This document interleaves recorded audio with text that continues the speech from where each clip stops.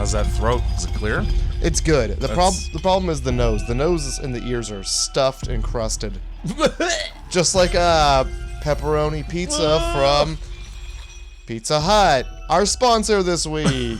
I just had Pizza Hut this week. And how was your stuffed crust? Well, the crust wasn't stuffed. Was it crust? It was. Was it crusted? It was the greasiest fucking crust Yeah. to ever exist. And on what a was pizza. it? What was it stuffed with? Well, bread. Yeah. As most crust is. Yeah. Sog bread. Crust-dust. Okay. Yeah. Well, those aren't words that you just said. No. No, they're not. I took the 2 letters and I said, you know what? Let's rearrange them. Fuck them. Ewits. Ding ding. That one was all right because they were both D's.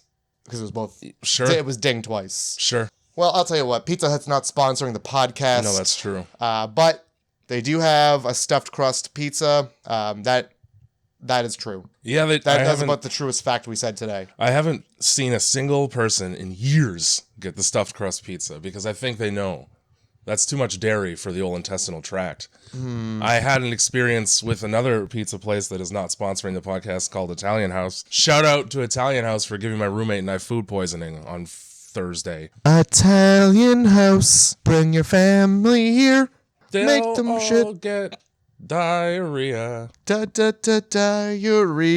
with the family. That's a full toilet. Ryan texts me. My roommate's name is Ryan. He's half Asian. Ooh.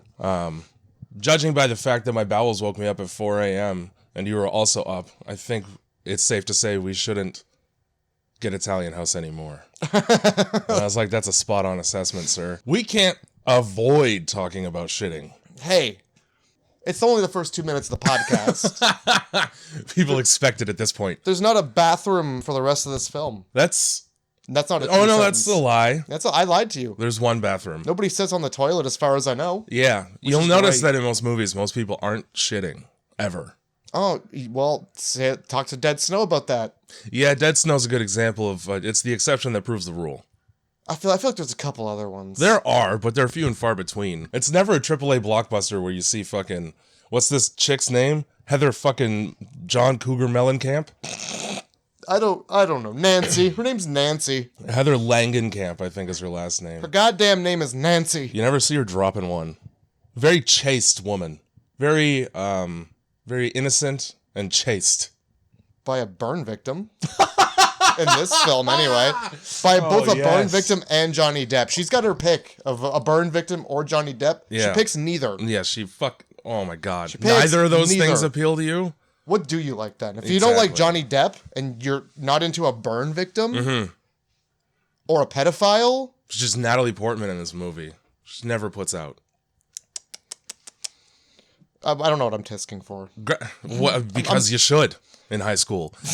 Grindhousemovies.club is where to go to listen to more of this. If that's what you require in your life, you may do that. I would argue everyone requires this. I mean, if that's what you really need. What to call it, I wouldn't know, but this stuff. Do you have 2 hours?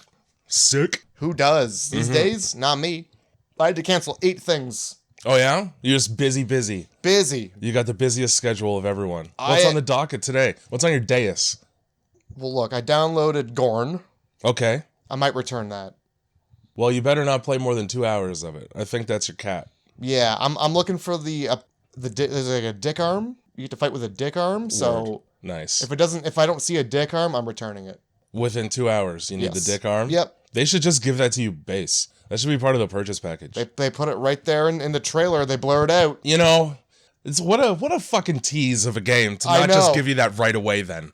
Well, we're going to find out. I haven't played it yet. But 50% of the people who bought that game wanted the dick arm. Look, I lied to you. I have nothing to do today other than look to see if you get the dick arm in this game.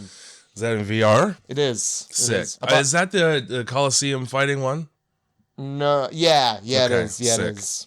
I was looking at it myself, but it seems like I don't like having to rely on the integrity of other people in order to play a game a lot of the time. So if I have to have another person, like if it's always online, there's no PvE, I don't have that many reliable friends. I have one for Fortnite, his name's Matt.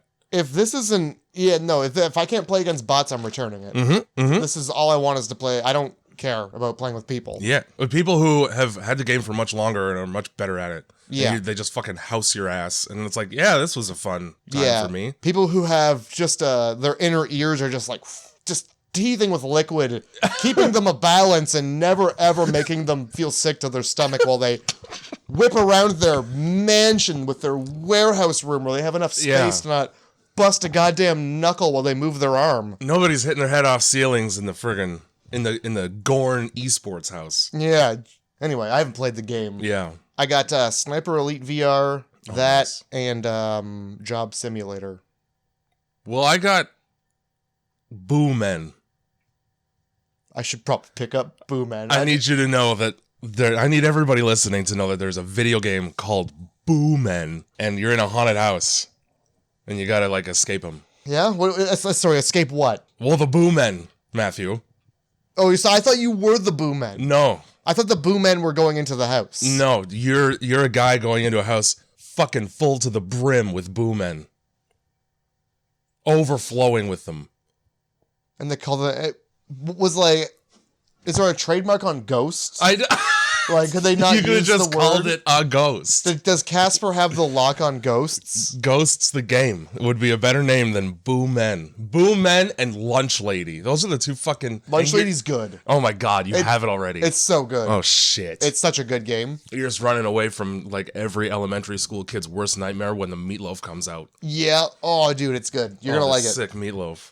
So grindhousemovie.club is the website. Set all of your friends' home screens to it. Set your mother's home screen to it. For sure, your mom. I'm going to need you to just put it on every library computer. Oh, yeah. If you're going to the Apple store, every iPhone's going to have that for their home screen. Best Buy.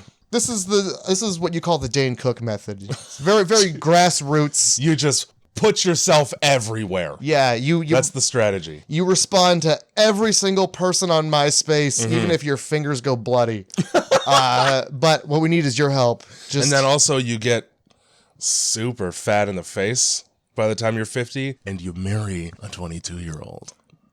I just want to do the part where we get people to listen to the podcast, Jay. You don't want to marry a 22-year-old at age 50 that you've been talking to since she was underage. Now, I don't want to say that's exclusively a Dane Cook thing, so I don't think we can call that Dane cooking. Well, he's certain, whatever you want to call it, that's what he fucking did. That's called Dane grooming. Yes, it is. He's nowhere near the kitchen on that one. No, he's well in the pet grooming area. Grindhousemovie.club is the website. Darkroastcult.com is also the website. You won't get groomed on the website. You won't. I promise. You can take that to the bank. Thanks, Jay. It's a goddamn guarantee. You're going to like the way you look when you grow up to a fully formed adult without being manipulated by another adult. Just go to grindhousemovie.club, please. That's all I'm asking. This is too on the nose for the tone of the film that we chose this week. Well, I'm going to get that right out of the way quick. First of all, thank you, Andrew, for the intro song. Oh, yes, Andrew. You did the intro song, and bless your heart. Mm-hmm. It is blessed. We did Nightmare on Elm Street this week. 1984, not anything else. Not the shithead Now, I was already pissed about that remake, and then I read some things, and I'm even more pissed. Okay. So, Wes Craven's original script for this movie had Freddy Krueger as a child molester. When they started production, they cut that from the script and turned him into just a child murderer. Hey, I'm okay with that. Which means that in the original canon, he's not a child molester. Wes Craven was like, yeah, probably not a good idea to make him that. Yeah, you know what? You can just murder children. Yeah. You don't have to do that horrible other thing to them. One horrible thing is enough. Yeah. I would argue that murder is better. You know what? Because it's final. It's just one, whoop, done. Oh, and yeah, totally. And like, you know, you keep your soul clean. Yes. Well, as clean as it can be. Hey, murder as many kids as you want. Just don't do that other horrible thing. Don't touch them. Just say it. Yeah. Don't touch kids. I don't think we have to tell people that. I don't think this is...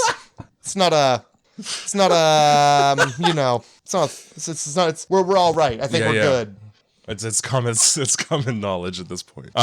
So yeah, when they made the fucking new one, with Rooney Mara and that kid who's in everything whose name I never remember. They put the child molestation right back in there. Not only did they put it right back in there, they dedicated scenes to fleshing it out. Oh, yeah. In case you were curious about what it would look like had we were to have this in the original film. Mm-hmm. A little something like this, except the burn victim looks like a real burn victim because it's Jackie Earle Haley. Yeah, I think without any makeup, he just looks like a burn victim. Well, yeah, he's got no nose. He's got like the... What is he, Ralph Fiennes? I don't know. Voldemort. Oh no. He who shall not be named. So yeah, this is Nightmare on Elm Street, 1984. It's not Stranger Things Volume 4. Please don't get that confused. Why would you? Let's see. Let me describe to you the villain in the newest. And I think it is 4. If it's not 4, it's 5. The newest Stranger Things. Okay, I didn't know that there was enough material in those gnarled hands that write that show horribly to stretch it out for 5 fucking seasons. Oh boy. All the kids are adults now. Millie Bobby Brown basically took her tits out on fucking TikTok. Yikers! I don't know anything about that because I go on TikTok for the cat videos and whatnot. Here's the thing. Now that I've said it aloud. It's the only thing that's going to show up on your phone. Because that's how phones work these days. I'm throwing my phone down the goddamn stairs. You should. Get out of here, phone! Go! So fucking what? They got Freddy Krueger in the new Stranger Things? Okay, look. First of all, they do. Because what's-his-face is right in there. Robert Englund, he's right in there. Mm-hmm. He's not Freddy Krueger, though. But look, if you haven't seen Nightmare on Elm Street and you have seen Stranger Things, when we describe this film to you, please know that this film... is not Stranger Things. It's that similar. Okay. For real? Listen, let me describe to you the villain. Yeah. So you got a horribly disfigured man. Okay. So far pretty broad. Very much flesh is just, it's not burnt. No. But he does look like a scrotum. Oh, okay. For the life of me, I couldn't figure out why. But he's got one big old hand, one long fingers, one little hand. So far, you're describing the Elephant Man. Okay. Well, Vecna's not like a goopy goppy guy. He just looks like a scrotum with a great big claw, and he's in another realm.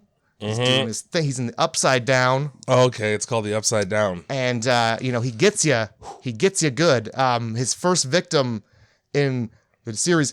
All of his victims really they go up and then they go and then all the bones break. But right here in this movie, I think the first victim kind of floats up in the air and hits the ceiling, and it's kind of now her bones don't break, but she sure does try really hard to bust a skull with her own skull. You know what? If this wasn't 1984 and it was 2000 and whatever. Yeah. I feel like it would have been a bones breaking all the time, but I think this was just enough for 1984. They're like, whoa, well, we don't want people to bleed out their eyes in the theater. We're not going to be bringing poo bags for everybody to sit on. Like, we just wanted just a scary movie and not a horrifying movie. People were much more sensible in the 80s. They were. Things were frightening without being like soul-shattering, emotionally scarring for the rest of your life. Now we got like a Serbian film. Yeah. You know? I vaguely know what that is, and I'm good with vaguely knowing what that is. We got fucking Human Centipede. Yeah. We got I Spit on Your Grave. Sick. Drag Me to Hell. I like that one. That one's just fine with me, but you raise a very good point. Gobby Goop. Yeah. Just call it fucking Inside Liquids on the Outside, the movie. So with also with Vecna. Yeah, that's his name too. Yeah, that's good. With Vecna. Is he a fucking Viking? No, he looks like a scrotum, Jay. I don't know if you've seen a lot of Vikings in your time, but after a long, hard battle, sometimes you look like a scrotum. Well, this guy's naked. Well, great. I would rather he be wearing a red and green sweater, like Christmas. So yeah, with this guy, with Vecna here, he can't get you. Let me guess. Unless you're sleeping. Not quite, but you do go into a trance when he gets you. So they really just danced around. We're gonna put Freddy Krueger in our show. Hold on now. They really tiptoed around that. I'm pretty sure to defeat Vecna, you also have to bring him into the real world. And then also, son of a bitch, the main girl's name is Nancy. And oh Lord, does he ever go Nancy. Oh. And it's like, they were just like, you know what? It's Freddy Krueger. Just do the Freddy Krueger thing. Yeah. Does he go in for a giant bear hug with fucking 10-foot arms? No. And you know what? I'm glad he didn't, because that would really dirty the whole thing up. Oh, this pure villain that's in no way modeled after a much more popular villain from a much more popular series. Of media. They went right to the cliff, but they turned at the last second. Just enough to scare the kids, but not one tire off the side, maybe. They Mr. Beaned it up on 2 wheels. I feel like he did that a lot with his little car. You know, I knew that at one day I would be able to prove that I was right in hating Stranger Things. Today's that day. Aw, poor Stranger Things. Yeah, well, don't fucking have your entire show be solved by one parent listening to one child in an entire town. What you're saying is real? Oh, well, let's fix that. Show over. Speaking of, yeah, Nightmare on fucking Elm Street, guys. What's your sentences or less to spoil it? Never trust the janitor. And when I came up with that one, the other way to say it is janitors don't require to be a janitor is you don't require a background test, a police background check. Because I had thought in my head that he just worked in the boiler room underneath the school where he was taking the kids from. In the new one, the Jackie Earl Haley, he does. Okay, and also in the episode of The Simpsons, the Treehouse of Horror. Where there you go. Nah, in this one, he's just a dude with a tude. And he... Getting rude with... I can't... There's no more rhymes there. With Jude. Jude the child. I knew that's where my head was going to, but I hate the Beatles, so I refuse to say it. He's just a guy who knows where a boiler room is. By the way, in the 80s, there's just like a lot of water to be boiled. I literally wrote down. So the beginning of this movie is obviously a dream with one of the main characters, the first one who dies, Tina, and she's walking through. It can't be a basement because behind her is the atmosphere. Well, it's just the fucking outside is right there. She's walking down the wettest hallway in the world. It's raining indoors. And there's also a sheep there. There is. There's like a goat or something. Well, if it's a goat, it's Black Phillip, probably. You know? There's like a whole montage before this. Okay, so yeah, I know how you watched it. I know where you got the film from. Okay, I've got it on DVD. Yeah, I got the option to do widescreen or regular, like good old fashioned square screen. How did you watch it? Well, I completely legally acquired it onto my computer, and then I just watched it the way it came. Well, did you get the little? Was yours like so it was like a little square? Yes. Okay, all right, then we're good, because I was like, what the fuck is happening with my TV? I promptly skipped ahead to make sure the entire movie wasn't that size. Good. I didn't. I was just mad. The other thing I noticed about the intro sequence is that, as somebody with a mild amount of OCD, the text font that they used to, like, all the fucking production names and fucking names of the celebrities in the movie, none of the letters lined up. And I couldn't not stare at that and be angry. Was it big, thick, chunky font?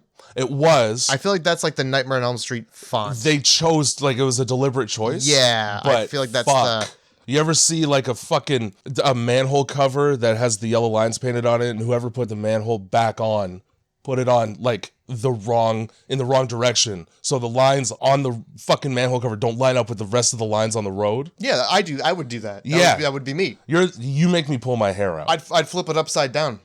I put it down upside down to really ruin somebody's day anyway. I like that better. I like that idea better. Now, it probably wouldn't fit. No, I'd probably flip right around and somebody would fall down there like Mr. Magoo.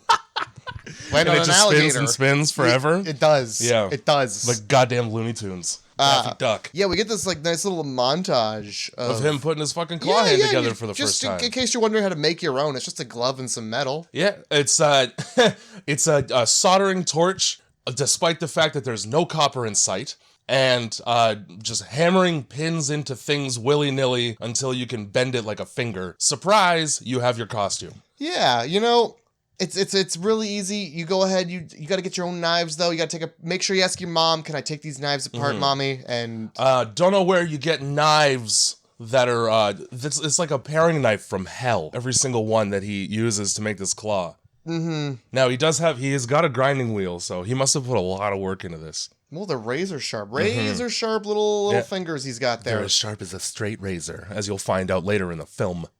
What I like about this movie, because other movies... Aside from fucking everything, I'm going to be honest. Yeah, absolutely. This is going to be a very raving episode. Oh, totally. This is Grindhouse Movie Club. One of the first ones, I think. What I really like about this movie in particular over all these other horror movies is that they don't dick around, you know? Like, here's Freddy, here's what he's about. Yeah. You're going to figure it out. You get enough time to see, New Line Cinema made this? Oh, somebody's being killed right now. Yeah. Yeah, there's no, like, here's him as a baby. This is why he's like the way he is. You just kind of figure out later. Fuck all that. That mob justice happened. And there's no flashback to seeing him without his melty skin. I like that. I don't need that. I know I can figure out what he looks like. Robert Englund's face isn't scary. It's just a man's face. I mean, I would cross the street. I'd be like, now, shit, look at... knowing what we know now, maybe. I learned also that this was essentially like his breakout role. Before this, he just played like a monster in a couple TV shows. And then, you want to be Freddy? Cool. Here's your career. Easy. Right on. He just sits there and is like, when do you need me? I'll be here. Also, I don't know what it is about putting a glove together to murder kids, but really turns him on. The whole time he's making this glove, he's breathing like a fucking obese person with asthma. He breathes that way the entire film. That's true, he does. Oh boy, like half this movie, you can hear him breathing. He's not even in the scene yet. He's just he's amongst the pipes, and he's just.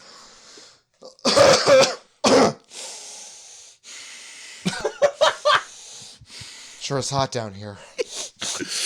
That was a hard walk for the cure. Fuck, I hit my boner off a pipe. You would have to at least once. There's so many pipes. A lot of them are at waist height. You're gonna burn yourself on a steam pipe eventually. Well, look at them.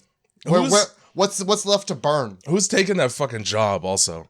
Your job is to go down into this boiler room that's the size of fucking 13 football fields put together in a square. Endless pipes. And maintain the steam pipes. What are these steam pipes for? Well... transporting steam. The steam starts here. Mm-hmm. We need that steam to be over there. Yeah. Why don't you just blow it over there? Well, it's hot. Yeah. It's much more... We need that steam and just like a concentrate. Make the steam over there. We already have the steam stuff here. We got plenty of steam here. In this we weird don't need more. Underground steam room. Yeah. That's running, I don't know. I couldn't tell you. I don't know. There's never a purpose for the steam room. It's just Freddy's steam room. He's in this... That's why he's so fucking gaunt. He's just getting a good soak on always. He's gaunt because his flesh is melted off of his body. He's dropped that extra 30 pounds because it was skin. And now you just see like a webbing of flesh amongst muscle. Well, despite the horrible third-degree holes in his face, the man looks great. He does. His wounds are wet. Yeah, always. They dry out in future movies, but this first one, they're fresh. He's fucking soaking wet. Just damp. That's another thing that I noticed and wrote down. It's like, this is like the only Friday the 13th where it looks like he just got out of a swimming pool. Yeah. I learned that, I didn't learn, I noticed that the teacher in the school scene is Lin Shaye, who is the psychic medium from Insidious. Oh, and she is son of a bitch. Also in 50,000 shitty B horror movies. Like, she's always some old woman who dies in like every IFC midnight film. Well, here's what you do. If you're gonna be in a horror movie, you got two paths. Mm-hmm. You're either in like 6 good ones or 1,000 bad ones. Yep. How do you want to make your living? Exactly. You want to eventually, like, regardless of which choice you make, the money ends up the same at the end. You just if you get a role, you play the fuck out of it so you make it into the next film. Yep. That's all you got to do. Robert Englund. There's no other Freddy. Kane Hodder tried to be Freddy before he was Jason. That's too big. He's too big. Yeah, I agree. I don't think it would have. Worked the same. I mean, he would have been more of a janitor, just a tall, huge-looking guy. Yeah. Just a slow. Janitor. It makes sense that you kill children. It would make more sense if you killed adults because you could. Yeah. Oh, it makes a lot of sense. You probably were just hugging them gently. fucking snap that little bunny's neck. Oh, Lenny. Kane Hodder would make a great Lenny. If you're listening, Kane, if you ever want to make a Of Mice and Men remake where you just murder, I want it to be a where dark you murder reboot. more than a rabbit and a woman. A rabbit, a woman. Doesn't he? No, he busts the dude's hand. Yeah, That's no, what it he is. just grabs the hand and it disintegrates into a fine powder. That's all it takes. We needed. When does Of Mice and Men become public domain? Because that's when I want that horror movie to happen. That's a great question. I think that movie's from... Well, John Malkovich is in it, so it can't be that old. But it's a book. It is also a book. So when's that book? I imagine it probably already is public domain. Because it's like fucking some Mark Twain shit. So it's probably from like 19. Kane, Yeah. hear me out. Hotter your ass down here. Let's make a film. Hodder your ass down here. His walk is known as a hodder. Well, That's the only... we had to invent a new word based on his name for the way that he walks, because only he does that. well, yeah, it's fucking... Every one of his steps is a short, brisk jog of mine. Yeah. And there's just no getting... He's going to beat you in a walking race, for sure. You're never going to be the first one to the cookie tray in the Hodder house. I saw him at like some fan expo, and Oh my god. he was miles taller than anybody who was trying to like get his autograph. And Yeah. I don't know if I locked eyes with him, but he might be looking at somebody around me. I was like, oh, fuck, I'm out of here. Did it feel like you were looking at the top of the CN Tower from the ground? It did. Yeah. It gave me the willies. It gave me the alone at night willies. Well, that's his like whole job, so good. I'm glad he still got it. Fucking first thing I noticed about this intro scene where Tina, I can't really pick apart dream sequences because it's a fucking dream sequence. Yeah, by the way, just to stifle any confusions, there's going to be a lot of like, and then it was a dream sequence. Yeah, I might preface. There's not a whole lot that I can say about shit that doesn't make sense in a dream because nothing makes sense in a fucking dream. And that's a solid 50% of this movie. Yeah. And so good on him for being one of the first people to be able to just have nonsense because it's a fucking dream. Yeah, man, you really cracked the code. Tina, when she's running away from Freddy, doesn't really run as much as she does hop like a happy rabbit. There's no real urgency in her running. Yeah. Even though she's running through the steamiest... Yeah. Like, this is... Okay, look, again. Picture a place where they likely manufacture... like 80 to 90% of the drips for the Northern Hemisphere. Like second most, they're making steam. Steam plumes and drips. This is a condensation-based business. Yeah, they've got more pipes than they know what to do with in this place. So they just fucking shove a bunch of steam in there to make them look useful. Yeah, we gotta drive that home because a lot of the time, there's just a lot of steam and Freddy's behind the steam. Yeah. And you're like, where's Freddy? There's his silhouette on the steam. Half of this movie's budget was probably fog machines. Likely. It's probably getting jugs of water to boil. We're gonna shove this boiling pot into a tube with a fan. That's it. All right. Set design complete. How much steam do we need? So she's like walking down this thing and I don't know, she like doesn't see Freddy, but he's there. You know he's there because Lord, you can hear him breathing. And whispering Tina's name. Yeah. Oh, by the way, if anybody's ever whispering my name and I can hear that shit audibly, I'm going back inside. Don't go outside and follow the whisper of your name at night. It's never... Nobody who is like a good person in your life is going to whisper your name from the bushes behind the shed.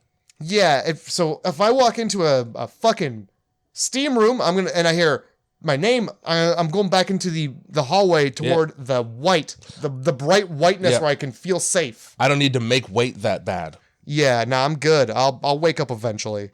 There's a scene like right when Freddy appears, he uses his claws to like slice through a burlap cloth that's just hanging.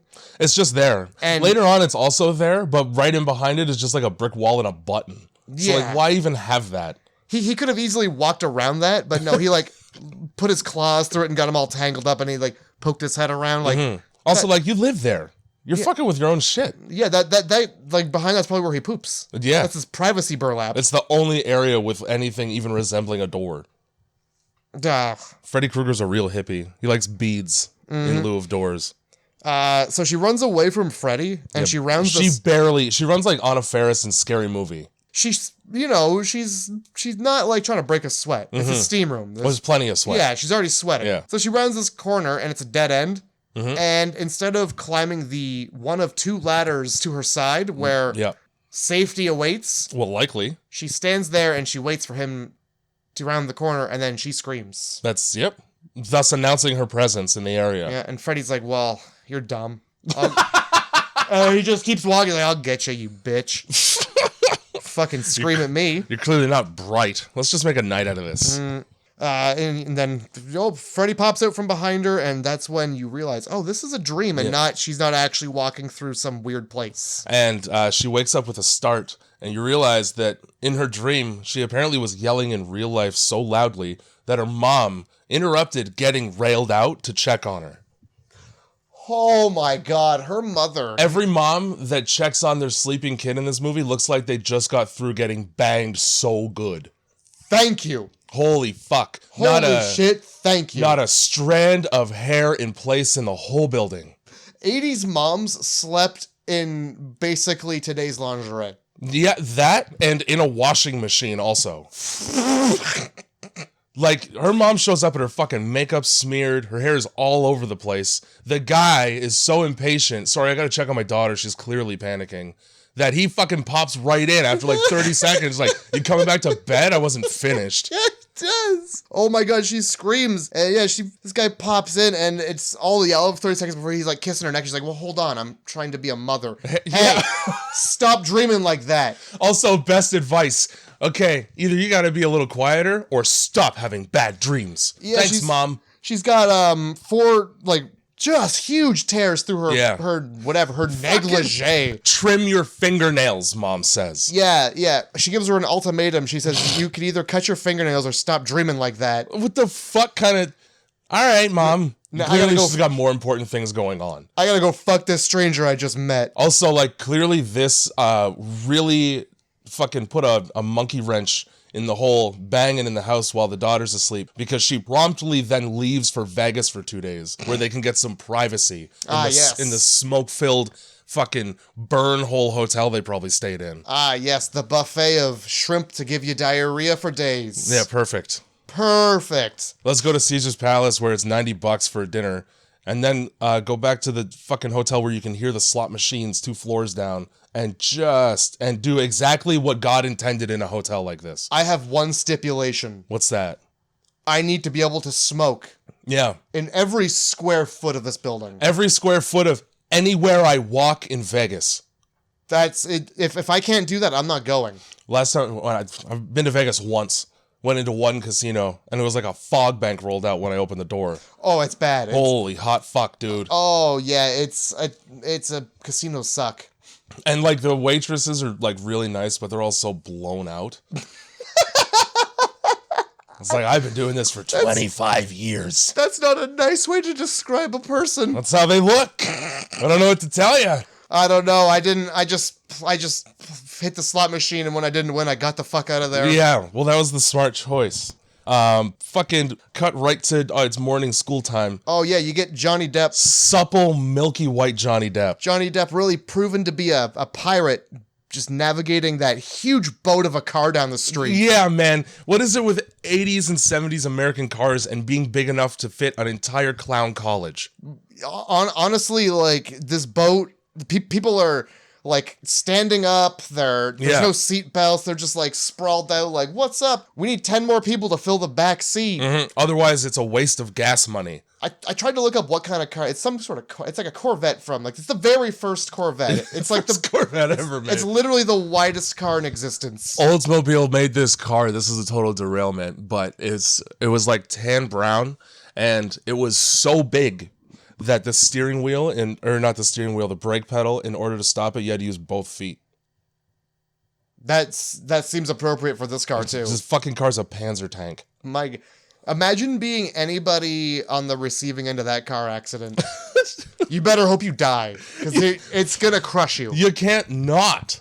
Well, it's like laying down in front of a steamroller, this thing. In true 80s fashion, what I really enjoy, Johnny Depp, only person who drove his car to school today. just wherever.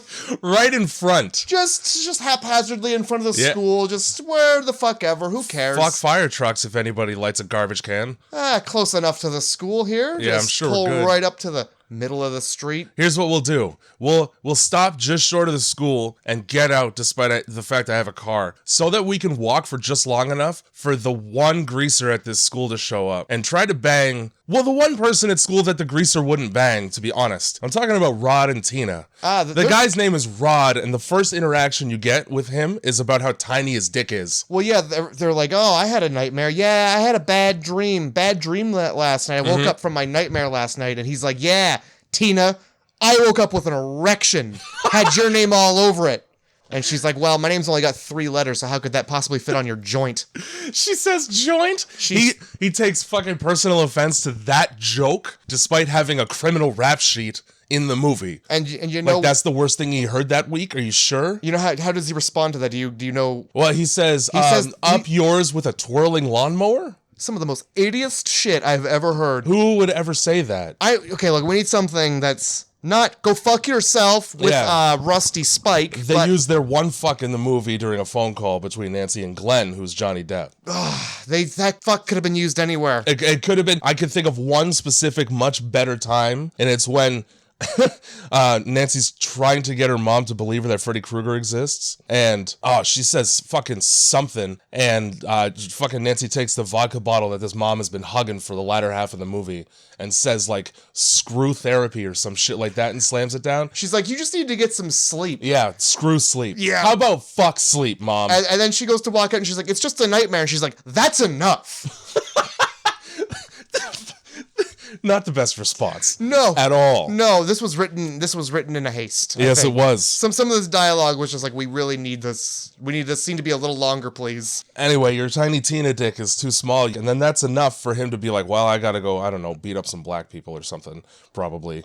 The 80s were a sad time. They were not a very good time to live in. Also, every single line during this entire conversation before school is voiced over, which I was like, fuck this, and then I remembered what year I was in. Are you sure about that? Oh, I am. I am. Because what an interesting thing that I noticed with this movie is that a lot of the time during the voiceover lines, they've added diegetic sound in post. Like, so you'll hear cars going by, birds chirping at a volume that it would have to be a California condor to make a noise that loud. Well, they're in California. Yeah. So, I mean, there. You'd notice a condor, though, because it would be vomiting on itself in order to get you away from it. The sky would black out? It fucking sure would. They have a 6-foot wingspan. It's a goddamn dinosaur in present day. And this has been Nature with Jay. Yeah, just call me David Attenborough. And in fact, call me David Attenborough. I don't think I'm going to do that. I dare you. I probably won't do that. I think I'm going to call you Jay. David Attenborough. That's better. Perfect. So fucking no school, right to we're secretly sleeping over at Tina's place because she's too scared to go to bed by herself, and my mom is an absentee parent. Because she wanted to change the scenery, like a headboard different color. Her whole job is to get banged in this movie. It's all she fucking does. That's what it seems like. It seems like she's in there for all of 30 seconds in between banging, and then all of a sudden she's never seen again. But, I mean, when you go to Vegas, you're there to spend money and bang. That's it. And probably spend money to bang for a lot of people. Johnny Depp has the 80th trick in order to convince his parents that he's not staying over at a girl's house. Some Ferris Bueller's Day Off shit. Yeah, and that's putting a tape into a tape recorder without listening to the whole thing first and playing it just for the airplane sounds to pretend he's at the airport. He's staying at his cousin's house who lives by the airport. Yeah. So naturally, under the runway is where we want these sounds to sound like they're coming from. So like that's playing. He's like, yeah, Mom, I'll call you tomorrow. Yeah, it sure is loud. I'm just super glad we don't live here, right beside the terminal. Yeah, and had he listened to more than 20 seconds of the fucking tape, he would know that right next up is, like... A car crash and women screaming after a car crash. And gunfire. And also, all of the most concerning sounds for a parent to hear, and they're like, sorry, Mom, I gotta go. Also, who made this fucking tape for him? Rod. Rod made the tape. Rod made the tape. Rod did this shit on purpose. He's like, I got this from Rod. Yeah. He's got this sound effects tape on deck anytime I need it. First of all, why? But then also, like, Rod knew what was on the fucking tape, and he didn't go, hey, Glenn, just so you know, it turns into a murder. It turns into a murder in less than a minute, so make the call short. Jesus Christ. Rod's a fucking... First of all, Rod's a horrible person. But why would they put the airplane sounds right next to the murder? There's actually no... Like, you just landed in Detroit. That's the name of the tape. Welcome to Detroit. Pop, pop. They fucking keep calling his claw hand fingernails, as if anyone has fingernails that are knives and also 10 inches long. Like, they... And this is before black women in call centers would have fingernails that long. Was this... This is probably around the time that dude started growing his fingernails horrifically. Like an Indian man? What? Yeah, he's the Guinness Book of World Records guy. Right. Yeah, And then they poured beer on him for Jackass. That makes sense. They disrespected them by throwing up because it's so gross. It's important to note that that man grew his fingernails out as his commitment to God. That's why he did that. So let's funnel beer through him, and I'll throw up in front of a bunch of women. Yeah, he really, after he funneled the beer down, he's like, I really shouldn't have done this. He just stands there like, I'm sorry. Was this not what you wanted? The Jackass guys really disrespected all of India when they did India. They did. Holy shit. So, yeah, we've got Tina's mom's fucking gone. She's scared for her dreams, so yeah, everybody's got to sleep the fuck over. Yeah, and don't know why you need... Okay, flaw in the logic being...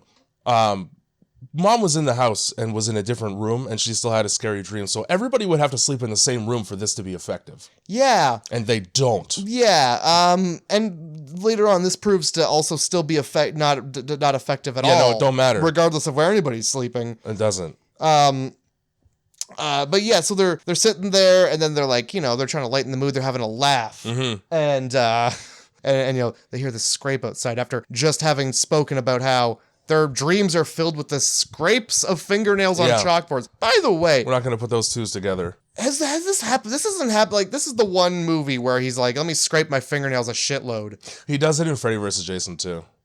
Okay, but like, there's still 7 other movies. I'm not sure there's a whole lot of nail scraping. Yeah, like he makes a point of like doing that, and I feel like if maybe people are just like, I don't like that sound. Yeah. For the whole movie, no, thank you. No, thank you. You do it once, and I'm good. Yeah, it seemed like the claw sound was going to be a big part of this. Yeah. And then it just kind of pittered off. Well, yeah, because, your movie could be scary without also being fucking annoying to anybody who can hear. What actually happens here is Johnny Depp hears a noise, right? And it's the scraping outside. Yeah. And then Nancy goes, did you hear something? Or what was that? And he goes, nothing. In the least convincing way ever, because he promptly shoots his whole head right back to where the noise came from. So it's like, why even say anything? Yeah, no, I heard a noise. He's a tough guy protecting his tribe. He's not even that tough of a guy. He gets a switchblade pulled in his face, and he puckers like a butthole. Oh, now, come on now. Would you not pucker a little bit? Not if it was my friend, which it clearly is. The relationship between Rod and these 3 other individuals is very confusing to me. So Tina and Rod are dating. Yeah. And they're in a rocky part in their relationship where they're having arguments. So they're dating, but also right before he takes her upstairs, she makes a point of going, hey, Nancy and Glenn, my 2 friends, don't leave me alone with him. All right. So they're dating. And that's just an 80s relationship, Yeah, they're dating for one of them. Hey, guys. For the other, it's not quite dating. It's more, if I stop, I'll die. Hey, guys, my boyfriend's here. Please help. That's pretty much the dynamic here. Oh. So, yeah, they hear this scraping and they go outside, to which Johnny Depp goes, here, kitty, chow, chow, chow, chow. Yeah. There's nothing out here. Yeah, he walks about 10 feet and goes, well, everywhere's fine. He calls all of 2 animal sounds and nothing. He turns around and gets tackled immediately, which means he's not the best person to have stand guard for you if what you need is for him to look. Especially because who he gets tackled by is Rod. Yeah. Rod's the biggest of the bunch. Yep. Where the fuck was Rod when you were looking in that direction just a second ago? No, he must have been in a tree. Like, he must have been running forever away, and as you turned around, he came into view. He just sprints through the back gate, like Usain Bolt. No, yeah, exactly like that. They do the exact opposite of split up when they go outside. And the exact opposite of split up is hold on to both my arms so that if there's a threat, I can't do nothing because I got 2 chicks attached to me. Hell yeah. That's the most action Johnny Depp gets in this whole movie. He just gets blue-balled for the rest of the movie until he dies by being sucked into a bed hole, which is all he asked for at the beginning. Well, I don't know. I think he worded it differently. I think the whole wasn't what he wanted to be sucked into. Yeah. Well, he wanted some sucking to happen. Yeah. At least. Yeah. I think it was upon his hole. Yeah. Well. I mean, there's a hole on the end of it. That's true. All right, you got me there. It's a multi-purpose hole. When somebody says hole, it's not the first one I think of. Hey, your dick hole's a hole, buddy. Your dick hole's a hole. So fucking, yeah, Rod and Tina go upstairs to just slap together. And Johnny Depp goes, well, that gets me hard. And, you know, he tries to cop a feel a little bit. And Nancy goes, no, we're here for Tina. Kind of seems like Rod's got that under control. Yeah. And like, they're really there for Tina in the way where they're fucking in her mom's bed. Yeah. And everybody else is just listening to this screaming orgasm. Oh, dude, from both parties. Yeah. This is the loudest session in history. Not once did the thought cross their mind like, hey, we got people in the house. Put some egg cartons out. Nah, I bet that guy's like, your mom's not here. We can finally shout like monkey people. Yeah. Just orangutans in the night. Just howler monkeys. Yeah. And yeah, so Johnny Depp, well, that pisses him off so much that he goes to sleep. On the couch. Right on the couch with no pillow, just on the fucking hard arm of a couch, of an 80s couch. Well, made of wireframe and wood. He acts like he was gonna get some if that dude didn't show up. Yeah, he does. Which, and like, even when Rod shows up, he's like, "Hey, what's this? An orgy?" And he's like, and Johnny Depp's like, "It's gonna be a funeral, buddy." And then, what the fuck does that even? Okay. And then he gets a switchblade pulled on him. Yeah. Johnny Depp, you can't say those kinds of things if you don't have a switchblade. Yeah, you can't say them to a man who definitely has a switchblade. He doesn't even need to brandish it for me to just assume he's got one. Oh, it's the 80s. I think he had a jacket on, like a jean jacket. Yeah, well, it wasn't a jean jacket. It was a goddamn leather jacket. Oh, and he had his hair slicked back like fucking Danny Zuko. Oh, that man has a switchblade. That was it's one of the spring-acted blades. It's shot right over there at the click of a button. He's got at least one. Also, them shits is illegal in Canada.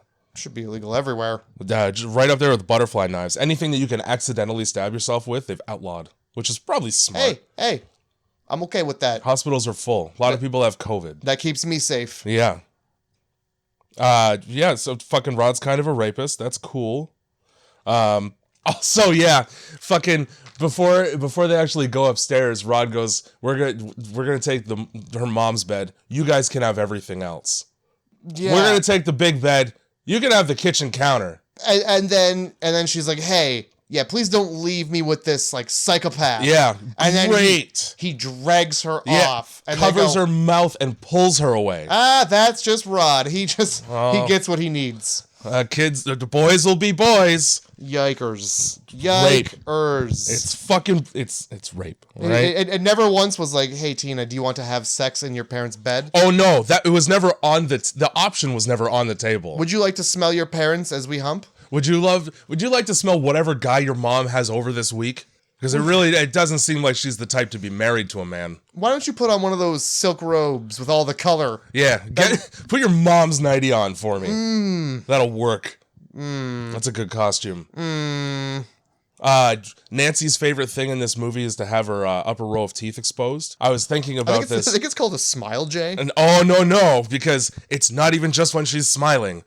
She fucking loves making sure the audience knows she has a full set of teeth up top. If Johnny Depp and this woman ever had kids, they'd be the most fucking top jaw kids in the entire fucking California state. They would have the biggest upper jaws, dude. Beautiful top jaw babies. Oh, man. Beautiful top jaw babies. Just teens fucking all night also because it's so dark out. Like, oh yeah, they're just screaming. Back to that talk for sure. We want to keep describing that scene some more. Yeah. So you get Nancy just laying there because in the next room this is clearly going down. Yeah. And then that shit's audible. So after the screaming orgasm, Tina's like, I knew there was something I liked about you. Just that.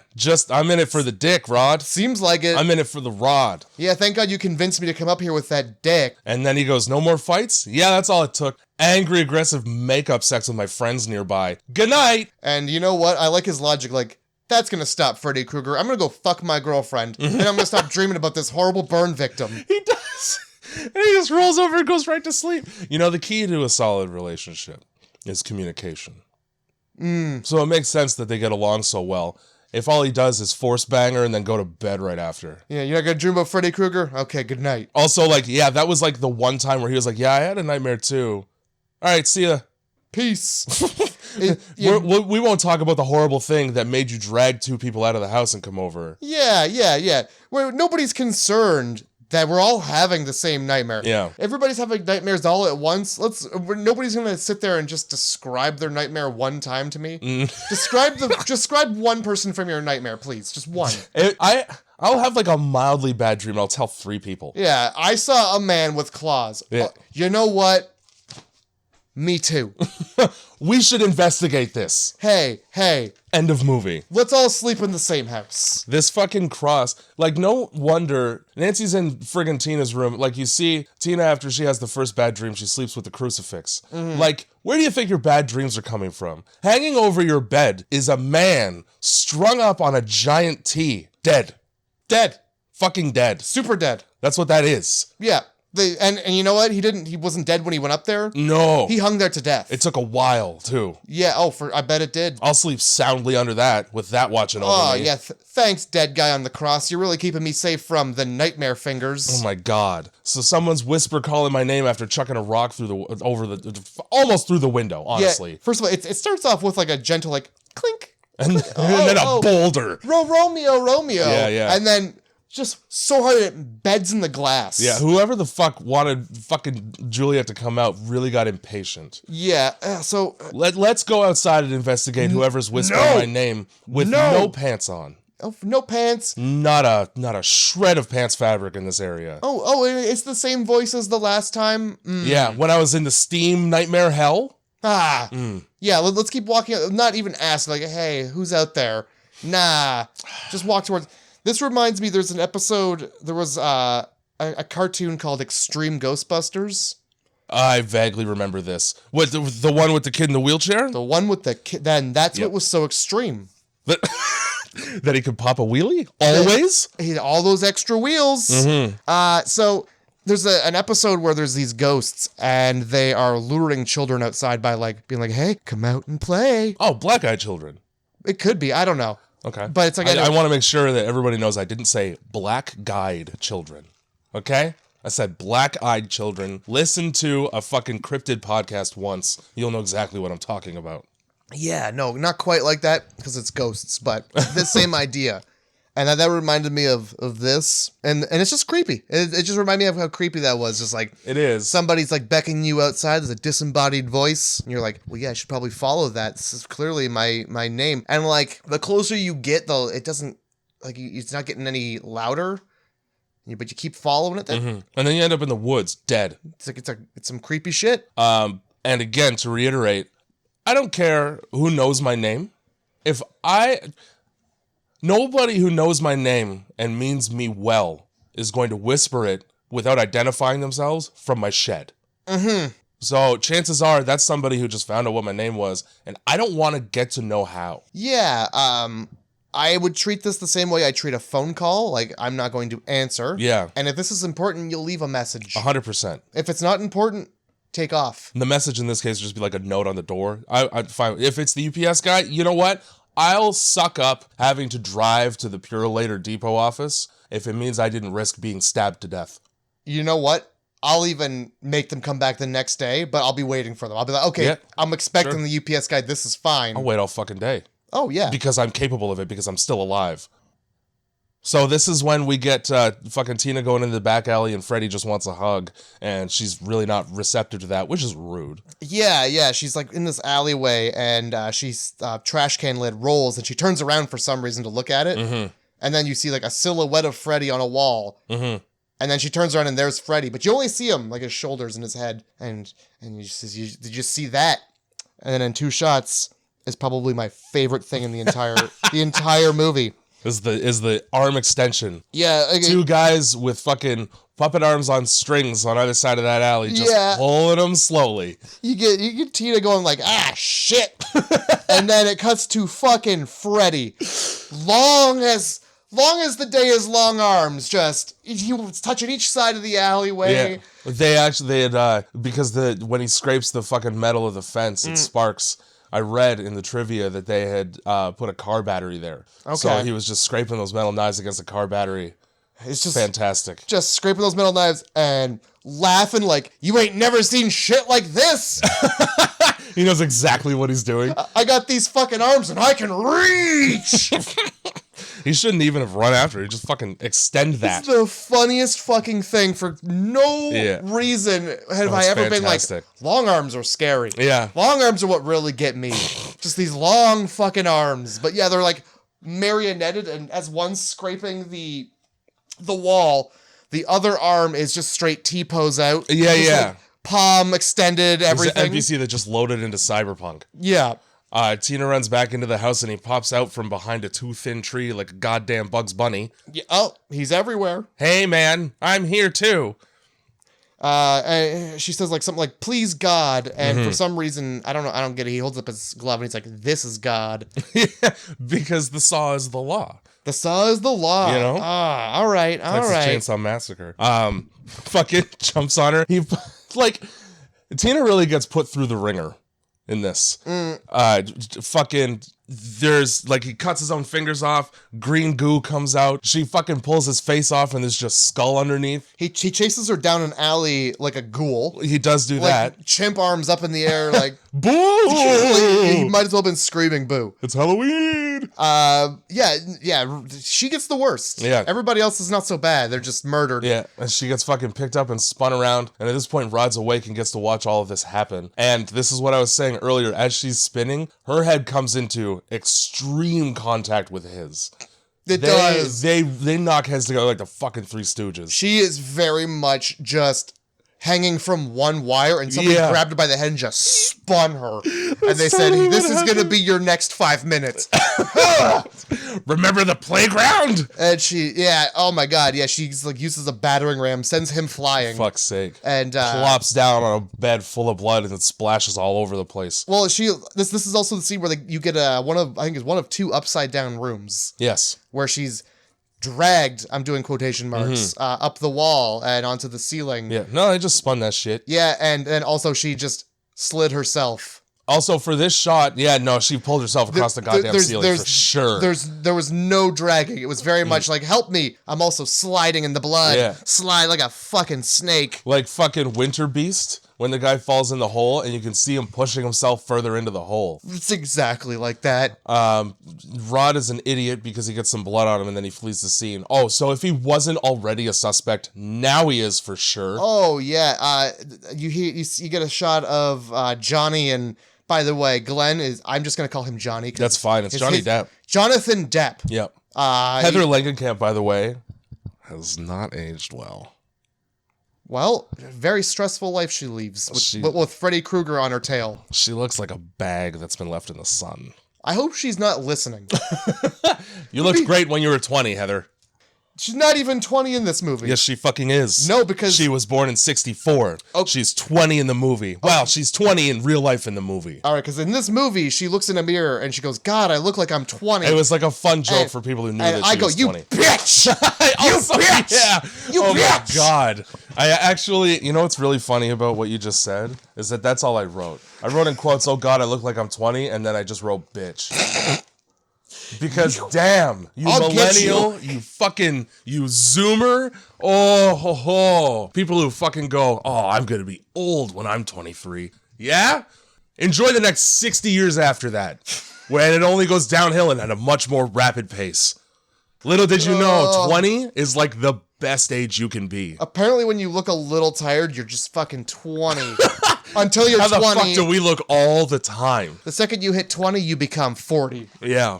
But yeah, okay, the whole point I was thinking was like, yeah, Rod, you hear him yelling like, where are you? I'm gonna get you. There's somebody in here killing this lady. Yeah. Really exonerating himself to his two friends. and then he slides out the window. Yeah. Like, sure. You didn't need to say anything at all. Very credible. That doesn't sound like the thing somebody would yell after they murdered somebody to have the worst alibi in the world. Also, like, he left his shirt. He sure did. Well, he was also covered in blood and never bothers to wash it off. He never bothers to wash it off, and then later on he gets put in jail, and the police don't wash it off either. You made your bed, you gotta lie in it. Which means they didn't put the lice powder on him either, so he's fucked. Well, you gotta get liced up. Maybe that's what you get for murdering a lady so hard that more blood than I thought was in the human body. Like, when she falls off the ceiling, it sounds like she's doing a cannonball. Yeah, into a pool. Into a pool. Yeah. Into a goddamn pool. After sliding herself around on a ceiling. Mm-hmm. Well, good. And screaming help. We gotta make sure to get that blood out, because, it's stuck in there. We want a trail on the ceiling. Mm-hmm. We need you to make a big mess. There's even more later during the Nancy dream in school, too. It's just fucking all over the school. Oh, boy. We get helicopter parent mom really trying to get Nancy not to go to school because her friend was just murdered. That makes sense. And this is right after she pours herself a tall, cool, refreshing glass of vodka. Vodka. While you're making your child's breakfast. Yeah. Just put it in the glass and that's all you... Just drink that, you fucking mom. Later on, she didn't even fuck. She's like, give up the ghost. Fuck the glass. Look, just give me that bottle that I hide in the laundry closet. My favorite thing is the size of the bottles increase. It goes from a small bottle to, at the end, she's got a 60 under her bedsheet. Dude, when you got a need, all right? That's just sensible practice. You don't want to keep running back and forth to the store every 3 hours. Just get the one that'll last you a day. We forgot one of the most famous, third most famous scene in the entire movie. What's that? So where you get like the latex wall and Freddy Krueger leans out, and I feel like that's when he's like, "Ooh, Nancy," because it starts with Tina, and he gets Tina, and he's like, Nancy's next. You brought me Nancy. Thank you so much for making my job easier. Let me flick this crucifix off the wall and really lean into it. Get that shit out of my shit. But, that's the only place that... So fucking Nancy, that's her dream, right? And then she wakes up and she, like, touches the canted wall where he poked out. Yeah. Like, yeah, that'll be squishy still. Yeah. Wouldn't that be alarming, though? Yeah, like, oh, this house is falling apart. Yeah. No wonder you guys are fucked. You've been huffing black mold and asbestos for like 8 years in here. This wall is just a layer of latex. There's just nothing back there but mold. It's melting. On the radio it says, so fucking Johnny Depp lives across the street from his girlfriend Nancy, but doesn't walk her the fuck to school, number one. Leaving her to be accosted by a fugitive and dragged into the bushes. This fugitive is Rod. On the radio during this breakfast scene, you hear that there's a citywide manhunt for him. Must not be going all that well when he can hide in a thin bush a block away from Nancy's house. Yeah. It's not a news thing. It's a TV thing. Okay, yeah. And the visual, oh my God, did you not see the visual on the screen? I don't think. It's two guys carting out stretcher and just... And her fucking bloody hand just flops off there like a dead fish. Just a sloppy, bloody arm hanging out of a body bag. Just film that. No, one person goes, hold on a minute. Let me just put that back. And even the cameraman goes, let me zoom in. Yeah. And then the broadcast guy goes, yeah, we're going to put that on air in 3, 2, 1. And then it airs on TV and nobody goes, that's too much. No, we're going to keep it in. I don't know how many 80s and 90s newsreels you've seen. Like newscaster footage and shit. They didn't give a fuck what they put on TV. During the LA riots, they just showed the footage of a guy getting bricked so hard that his brain swelled. Like, he's just laying in the street. So, yeah, dude, different time for good old background footage while the anchor's describing horrible teen murders. Rough news day. Yeah. Yeah, these days it's just like a peaceful waterfall behind the newscaster. Fuck's sake. Anyway, yeah, so fucking Rod gets trapped by Nancy's dad, who is the lieutenant. Yeah. The police lieutenant. He's the lieutenant. You couldn't have just been like, hey, Nancy... inevitably, Rod's going to try and contact you because you were there the night that there was a murder that he's being accused of, and we're looking for him. Yes. So keep an eye out. Yes.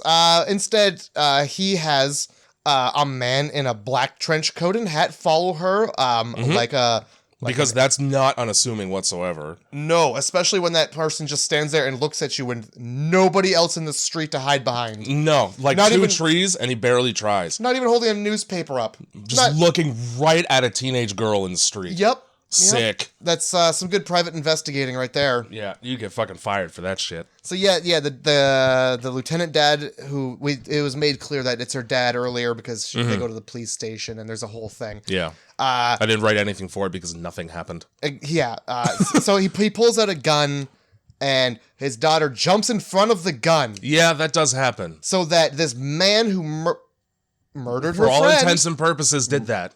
We don't know. Get away. All we have really is his word in the bushes. We have his word in the bushes. Not great. And not great testimony. No. The bushes are not a great place for secrets. No. And so he apparently didn't bother to see that because the effort he puts into running away from the cops ain't much. Slim. For having your friend just jump like in front of a bullet for you. Yeah. You really ran like half a block, saw 2 cop cars, and just put your hands up. Yep. Oh, the street's blocked on both sides. I guess I'm stuck. You know what? I'm gonna keep my switchblade on me, I think. Yeah, I probably want to be found with that. Yeah. Yeah. They're like, I got a switchblade here. Later on in the fucking, when he's in jail, he's like, I watched her get cut. Oh, yeah? You didn't look at those cuts and go, these look strikingly similar to cuts a switchblade would make. Yeah. Better ditch that literally anywhere. I'm a fugitive and this is probably illegal. A knife? Yeah, I'm probably going to ditch this in a creek somewhere. Well, I mean, logically, he's going to be homeless for however long it takes for them to catch him, so maybe he wanted protection. Fair. Nancy's fucking right there in school, falling asleep. Hamlet time. Let's harken back to a simpler time in film media, when women's arm hair would just delicately glisten in the sunlight. You know, you don't have to be lasered and waxed everywhere to be successful as an actor. It's a great point. Okay? Look like a person. What a point. I wish people would continue to just look like a person. You know, sometimes you don't want to be mistaken for a child. That's also true. Just have a little body hair. Just some, you know? Also, like, fuck it. Have arm hair. People, every fucking person, we're from apes, okay? Be thankful we don't have as much hair as an ape has still. Yeah, how are you... How are you not cold all the time? Right? It's natural insulation, okay? Plus, it costs so much damn money. It does. Who even cares? And you have to have a laser shot at you? Yeah, Christ. At least one, repeatedly. Ugh. So we get fucking, I can't remember her fucking name in Insidious, but yeah, she's teaching friggin' Shakespeare. Hamlet-ass Hamlet. Yeah, let me tell you, I don't give a fuck about Hamlet. Unfortunately, I still remember the monologue I had to do for drama class in 10th grade, because we had to memorize that shit, and it doesn't just go away, whether 'tis nobler in the art. No, it's gone. You know what? It's half gone. So I'm winning slowly. All right. I'm 31. I prescribe more drugs for you. Nobler in the mind to suffer the slings and arrows of outrageous fortune, or to take arms against the sea of troubles. He's having a relapse. It didn't, well, not quite that, but something like that is happening in the classroom. You get like... Yeah, he's got to read. He's so enthusiastic about it, too. And then he doesn't hate his life at all. And as Tina realizes, or not, sorry, as Nancy realizes that Tina is in the hallway in a body bag. First of all, the purpose of a body bag is to conceal a corpse, not to be transparent like a nightgown. You can see right in that body bag. Defeats the purpose of it. Well, I mean, it's not like see-through. Like there's still a little mystery. You know, you're translucent. Like, ooh la la, like a banshee. I wonder how dead this corpse is. I wonder what the injury is like. I wonder what the cause of death is. Let's get in there. Let's not get in there. Let's stay right out of there. At this point, I don't know what... You're not a coroner. I don't know what part of Hamlet this guy is reading, but it's creepy as fuck. Yeah, it becomes quite ominous. What he's reading is... Oh, fuck, I used to have this down, too. Something about, I could be concealed within the shell of a nut and declare myself king of infinite space, were it not that I have bad dreams. So it's relevant to Freddy Krueger shit. Yeah. The whole point is like, man, in the dream world, I can do anything I want, except sometimes you get caught up by a child rapist. Oh, whoops. Yeah, Whoopsie. Whoopsie poopsie. So instead of listening to that hissy whisper of horrifying things, she decides to follow a blood trail down the hallway of the school. This body of Tina's is being dragged invisibly by the feet. Super disrespectful.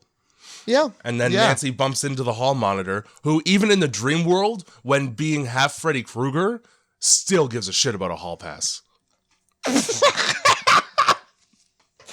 Where's your hall pass? Oh my god. The one thing I need right now is a hall pass and then to fuck you up. Yeah. A hall pass and a washcloth because I'm covered in blood.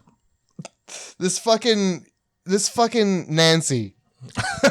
This fucking Nancy. Without using any coarse language, lets her know that she is not interested in any hall pass. You can fucking take your hall pass and stick it in your hall ass. That's a little crass. Well, call the brass. I don't, you know, I have a dating profile, and on it, under unusual skills, it says freestyle rap. Although not that, and then in brackets it says, although not that unusual given my skin color. Whoops. How's that working out for you? It isn't. Oh. How's that?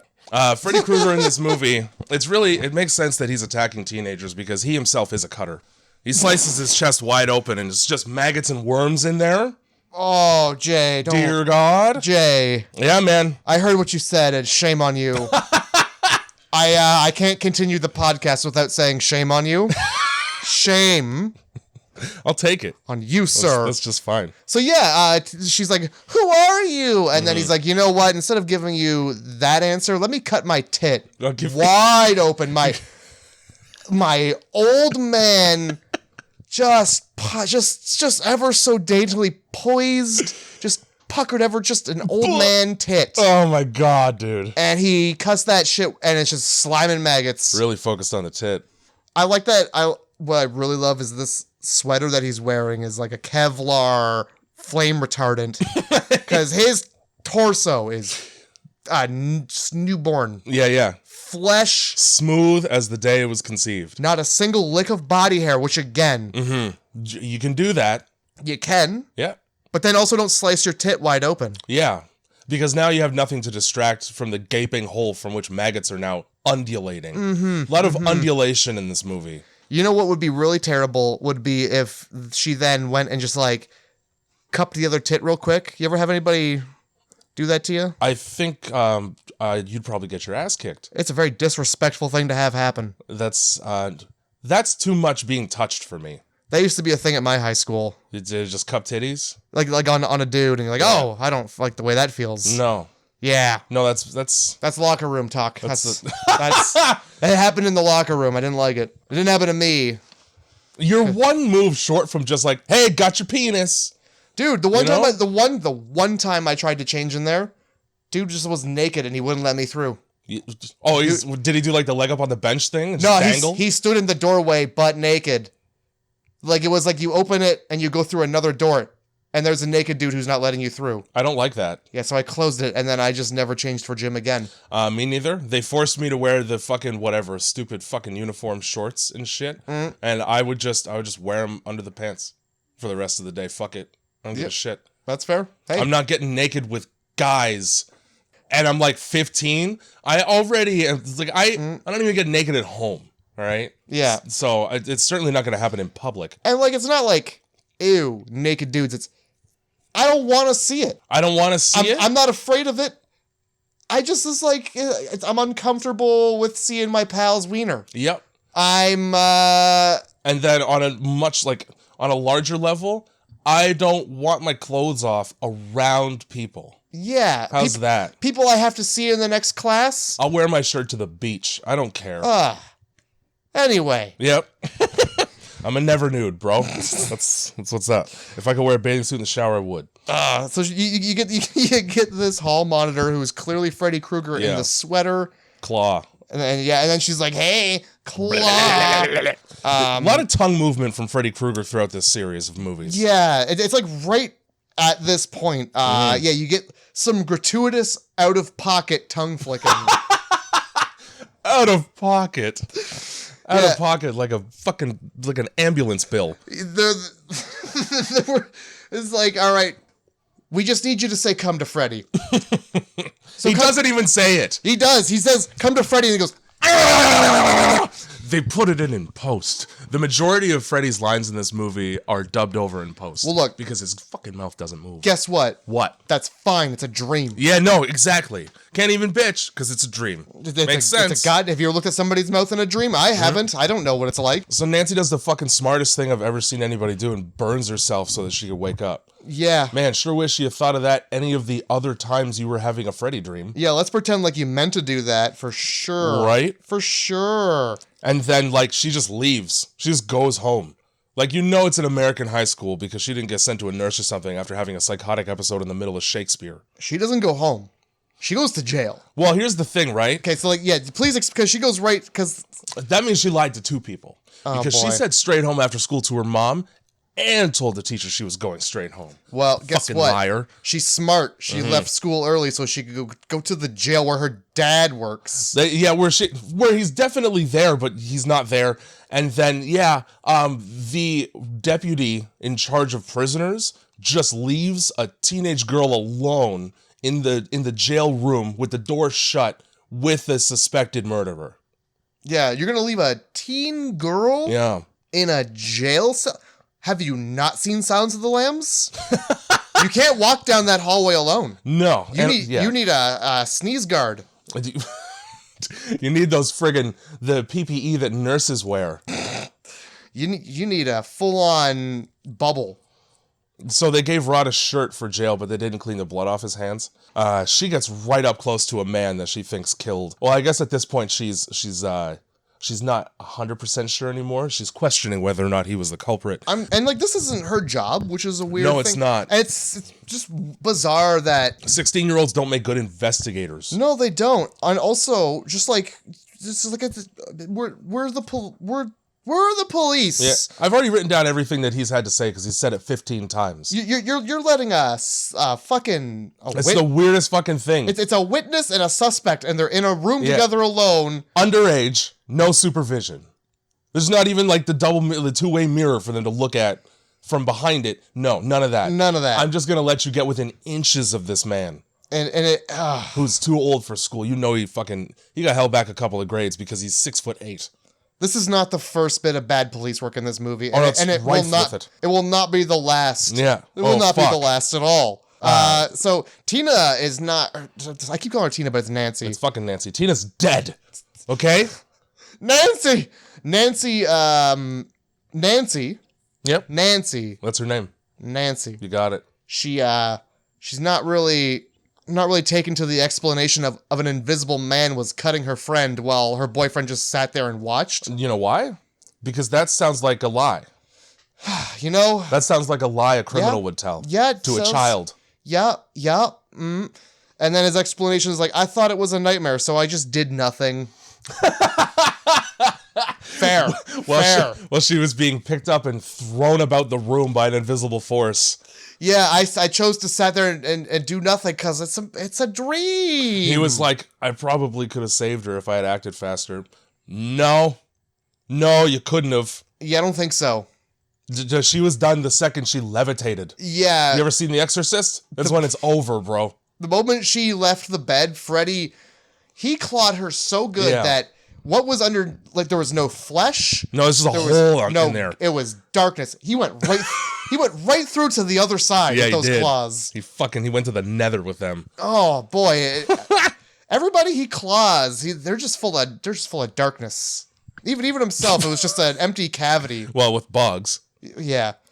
Certain to believe that this might be some practical effects bullshit.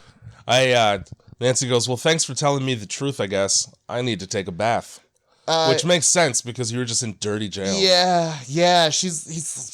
What happens is, like, I sat there and I saw it was like somebody was cutting her 4 times at the same time. Mm-hmm. Like with a claw, with knives or something. All of a sudden she's like, oh, wait. Peace. I'm putting it together. Yeah, finally. And she's like banging on the door and he's like, what? Oh, you believe me though, right? And she's like, oh, yeah. Oh, I fucking do. Let me the fuck out of here. It's bath time. I can't miss bath time. It's my me time. It's my safe space. And let me tell you, it's safe as fuck. She's got that comfortable ass pillow in there. Yep. I got pissed off at the movie right now because she remembers the fucking nursery rhyme with Freddy's name right in it. But she doesn't put the twos together that it's Freddy Krueger until she fucking finds the hat with his name written on that shit. Earlier in the movie, when they arrive at the school, she just kids outside skipping rope, singing a song. No. There is, though. There might be. They fucking pull up right beside that shit. Well, the lady's like, not the Tina. The one time I didn't fucking say her. Tina's describing her dream, and Nancy's like, yeah, do you know what that reminds me of? That old children's nursery rhyme. Yeah. And, what just how delightful children making nursery rhymes about pedophiles stealing other children away and murdering them. Every children's nursery rhyme has a fucking horrible backstory. This one has the decency to be very upfront. Yeah, it's about a man that you need to run from. It's definitely a warning. It's more of a warning than it is like a catchy tune. But fucking Ring Around the Rosie, man, that shit's about the bubonic plague. Oh, yeah. Could have fooled me. Oh, for sure. It's delightful. Sounds like a fun children's game. Cheery. Fucking the Pied Piper. That's a dude who killed kids because nobody would pay him money for killing rats. Well, I think the moral there is... Pay your fucking guy? Kill your own rats. Pay the Pied Piper? I think I said that last week. Oh, God. Where are we? The bath time. Right. When she falls asleep and Freddy's claw basically comes out of her puss. Yeah, you get Jaws claws. Yeah. I called it Jaws claws. Legs agape. Freddy goes, let me just get right in there. Yeah. And then her fucking mom knocks on the door and says the dumbest thing I've heard a parent say. Don't fall asleep in there. You'll drown. It happens all the time. Yeah, in your house. I know all too well the dangers of a tub. As an alcoholic, I've fallen asleep in many bathtubs. Oh, shit. When you spill vodka into your tub, you really can't tell where the water ends and the vodka begins. But it's time to get out when it starts to sting. It's time to get out and drink the bath water. That's just a mixer. That's a nice cocktail in the evening. Fucking in the morning with this woman's mom. I don't think there's a time of day for her. No, it's 5 o'clock everywhere. Everywhere that I am at all times, it's 5 o'clock. Air's touching my eyes. I'll take 5 fingers. I'm breathing coherently. Let's fill my body. Fuck. Her mom is like, hey, you don't fall asleep in there, you'll drown. I made you some more milk. Also, and Nancy has the exact same reaction that I would have to somebody telling me they made warm milk, and she goes, gross. And then fucking passes out immediately. Yeah, that's so gross. I need to take a nap. Yeah, and so Freddy pulls her underwater, and now her tub is a frozen over lake. Yeah, with one hole, one ice fishing hole, and it's just an endless, bottomless hellhole. Yeah, they filmed that in a water tank, so that's just the fucking entryway. Hey. And they painted the interior black. Horrifying. Yeah, man. Worst fucking nightmare. Yeah. I would rather you just cut my throat with your fucking hand. I would rather we do this in post. Yeah, dude. You're filming that just like, yeah, let me just get underwater and then become disoriented so I can't find the 1 2-foot opening. And this is where you see a tit. Oh, shit. No kidding. One tit. I didn't even notice. I did, and I went, wow, one tit. I noticed the Nancy Thompson side boob hour later on when she's changing for midnight. Yeah. For the midnight Glen meet. When she's gearing up to go to bed. Yeah. Yeah, there's that, but also, yeah, you see a tit because she's great. Naked in the tub. I'm happy. Now that you've got your tit alert out, we can continue with the film. Yeah. Fucking mom bangs out. Mom is a fucking thief who picks a lock in her own house to get into the bathroom. Well, what do you do when they lock away the alcohol? You learn to pick. And she does it with a coat hanger, too. She just jams it in there haphazardly. I don't even know you could do that. She must be well-versed. I don't think you can, but I wouldn't be surprised. Fucking liquor stores are half-stocked all, like, in the entire neighborhood because she's just there at night. I don't know what it is with 80s teenagers and having such a close, intimate relationship with their parents. Like, if I'm ass naked having just gotten out of the tub and I got nothing but a towel going on, I don't need my mom to come in and dry my hair for me. I'm 16, all right? I'm probably bleeding. How about some privacy? Moms everywhere? Well, why do you say probably? Because, it happens once a month. Roll the dice. Get a D10, and it's like inevitably. Your odds are like 3 in 28. We're good. 3 in 28? I think so, yeah. 5 in 30. 5 in 30? Oh, Jesus. Okay. This guy. How long are your months? I'm averaging here. You can't count February. It's a piece of shit fake month. Wow. It's a month that was created to round it out after Julius Caesar existed and just created 2 months out of scratch. July and August, named after him and his son. He fucked up the whole calendar. It was a nice, perfect 10. Hey, 2 more. Fuck it all for everyone in the future forever. You know what I like is just existing without knowing the day, the month, or I do the that time shit most all the of the time. Yeah, fair enough. I'm just is it cold out or do I need to wear shorts? Is it shorts? That's all that matters. Shorts or sweater? What am I wearing today? Nancy's in bed trying to get some sleep, and Glenn fucking shows up after climbing a fucking rose trellis. No pussy is worth climbing a rose trellis. You know how many thorns you're getting in your hands and feet and face, probably?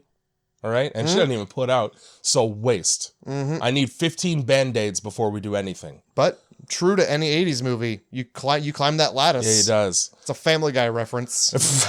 It is. Also, again with the scary movie, because the fucking James Van Der Beek is just, I'm in the wrong movie. Nancy has the television on the chair next to her bed so she could see it better, even though her bedside table and dresser are like a foot away. Get glasses.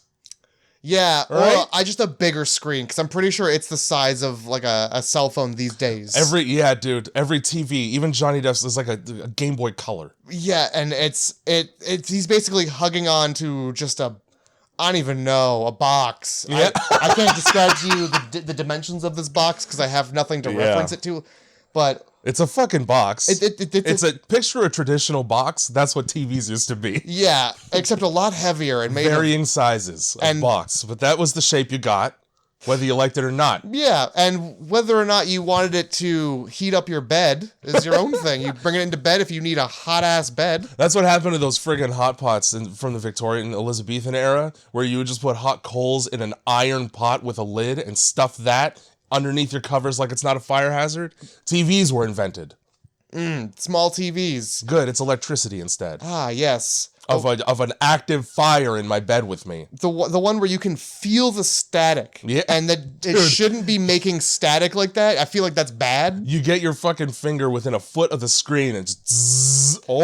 Yeah, where there's arcs coming off the glass. You know Tesla. You know it's good TV. You hit it with a golf club and the tube inside explodes and fucking glass gets launched 20 feet into a child's head. Oh, yeah. You don't break one of those TVs with the neighbors asking what happened. That's the loudest Somebody calls in gunshots. Pop. Nah, I was just throwing out my trash. Yeah, pardon me. I had an old TV I wanted to just hit with a hammer. I didn't think the RCMP was going to get called. You ever touch those TV screens? I tell you touch them. Something about touching those screens was good. It was good? Like you feel the static. Oh my god. I just touch every inch of the screen. Very, very aesthetically pleasing. Very tactile. Yeah, there you go. Is this where, Johnny's like, so Nancy's like, hey, listen, I need you to come over at midnight. I'm going to follow, I'm going to find a guy. I got to go look for somebody. I need you to guard. That's where it is. Yeah. And he's like, he takes this job very seriously. Yeah, dude. She fucking goes to sleep into this dream, and then 30 seconds later, Johnny Depp's fucking asleep in the chair. And he's right there in the dream, which should have been your first concern. Here's my problem, okay? During this dream sequence, all right, Nancy goes to the jail in real life, and it's in her dream, but it's happening in real life because that's real Rod in the jail. Yeah, they don't. This is one of the ones where they don't tell you she's going to sleep. They're just like, hey, she's like, hey, Johnny Depp, I need you to watch over me. Here's the thing, though. There's no way that she's not asleep because she's on the roof of the jail looking in on the window. Through the window. Ground floor basement window. Oh, it's a basement cell. Yeah. Okay, fine. And so she's like, hey, are you still looking out? And he like pops out of a bush. He's like, yeah. I'm still here. So you're like, oh, they're just walking somewhere. Here's the thing, though. He's hiding behind a bush for no reason. That's number one. Hey. Number two, Nancy goes to the jail and fucking Freddy Krueger phases through the bars like goddamn Terminator and tucks Rod in.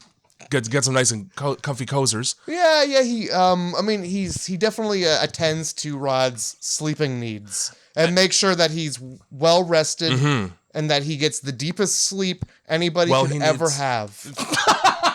That's true. He needs his beauty slumber. Anyway, Nancy realizes that Rod's in danger from Freddy Krueger, so she runs back to the fucking house, and Johnny Depp is asleep in the chair, which means that he was awake when he responded to her calling, because now she's calling and he's not responding because he's asleep. So when he was awake, he was in her dream. And then he fell asleep and no longer became part of the dream. Yep. Yeah. I'll give you that. What? What's happening? Well, look, okay, first of all... I got so fucking confused. I wrote down like 5 notes about how if they can control their dreams so well that they can be in each other's, then they can control them well enough to be like, we can fuck Freddy's shit right up. Turn yourself into a goddamn fucking transformer. Turn yourself into Optimus Prime. You're in a dream. But it turns out, no, he wasn't. He was awake. So pissed. Well, I had to scrap so many notes because of that fucking dream sequence. Welcome to movies. Oh, shit and fuck. So, Johnny Depp is fucking passed right out. The way he reacted to the request to help... first of all, I would have been like, okay, I'm just going to get somebody else to do it. Because he's like... It doesn't matter. How do you know? She's like, hey, I need you to watch over me. I'm going to go find somebody. He's like, ooh. Yeah. Okay, dick. I didn't even say I was going to fall asleep yet. This isn't... By the way, she's met Freddy Krueger one time. And already she's like, I'm going to go to sleep and I'm going to look for this fuck. Yeah, she's got the inside track on exactly what to do when you encounter a Freddy in the wild. She's figured out dreams completely. Yeah. She's there and she's in her room and you can see Johnny Depp is there passed right out. And she's trying to wake up. I feel like this is where Freddy Krueger, he doesn't break through the door, but he jumps through the mirror on the back of the door, which I thought was really cool. It was sick. That was awesome. On the topic of sick things during this dream sequence, marshmallow fluff stairs. Yeah, the quicksand. Fuck you, I know exactly how that feels. That is the worst. It is. If I have to get anywhere fast in a dream, no.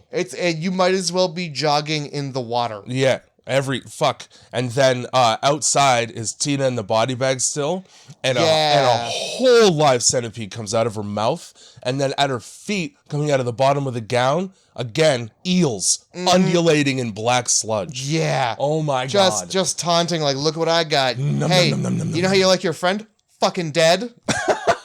These are eating her, probably. There's also, while she's ankle deep in stair fluff, she turns around and Freddy punches through like the small glass window on her door, and he is wearing Tina's rubber mask face. Yeah, being dude. Like, help me! Like using her voice, and he just peels it off. He just rips it right off. Yeah. You thought me wearing it is bad? Watch me disrespect the fuck out of it by throwing it on the floor. Fucking used tissue of a face. Holy shit. Freddy jumps through the mirror and he's like really got her on the ropes here. He does. He's like on top of her and she's screaming, and yet here we are with Johnny just sound asleep. This guy's fucking, oh dude, he gets his fucking shut eye. Easy. Well, thank God. He gets the easiest shut eye out of anyone in this movie. Yeah. The whole movie until he dies. I feel like he's the only one who isn't having nightmares. You know why? He's got the fucking secret. This guy's a goddamn lucid dreamer. They even talk about it during the fucking food bridge scene that lasts 30 seconds because their relationship is shit. Right. He's got some fucking weird, like, Tibetan, Nepalese secret to dream control. And that's really what everybody needs. I'm going to be honest. Johnny Depp would be the type of guy with all his bracelets and scarves. And tons of psychedelic drugs in his past and present, probably. And his mega pints. Yep. I love that wine bottle. I want you to know that. You want to see me angry? Oh, shit. Beautiful. I love you, Johnny Depp. I want you to know I supported you the whole time. I never wavered once. I knew Amber Heard was a bitch the second I saw her face. Because you don't get to look that good and be a good person. The second I heard she pooped in the bed, I didn't think she had a side. you can't poop in the bed and then have a value art. I'm sorry, your argument is invalid. You pooped in the bed. You can't cut off the tip of a guy's finger and then expect him to still put his penis near you. Sorry, you didn't. She didn't poop in the bed. She sure did. She pooped into the bed. Yeah, that's true. No, it was deliberate. She wasn't asleep and it was an accident. It's completely the exact same as peeing in the pool and peeing into the pool. Yes. One's disrespectful. The other one could be argued as an accident. It's just going to happen. Yeah. Something that probably nobody's going to notice, except for it's poop in a bed. So Johnny Depp is the worst boyfriend ever because all he does is fall asleep when she asks him not to. That's all he does this movie. That is his one sin this movie. He does that and drives him around. It's not really a good trade-off.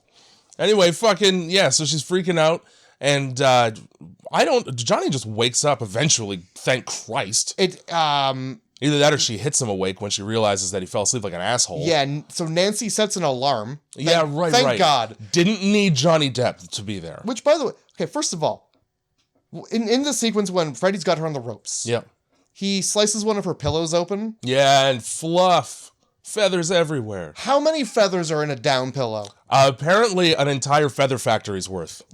There was a myriad of dead geese that went into this pillow. They killed an entire V formation of geese for this pillow. There's a flock and a half. Yeah, dude. Oh my God. By the way, down pillows can fuck off. Yeah, that's what I want. To be poked by the fucking thorny stem of a feather. Oh my God. My dad's ex-wife. It's like sleeping in hay.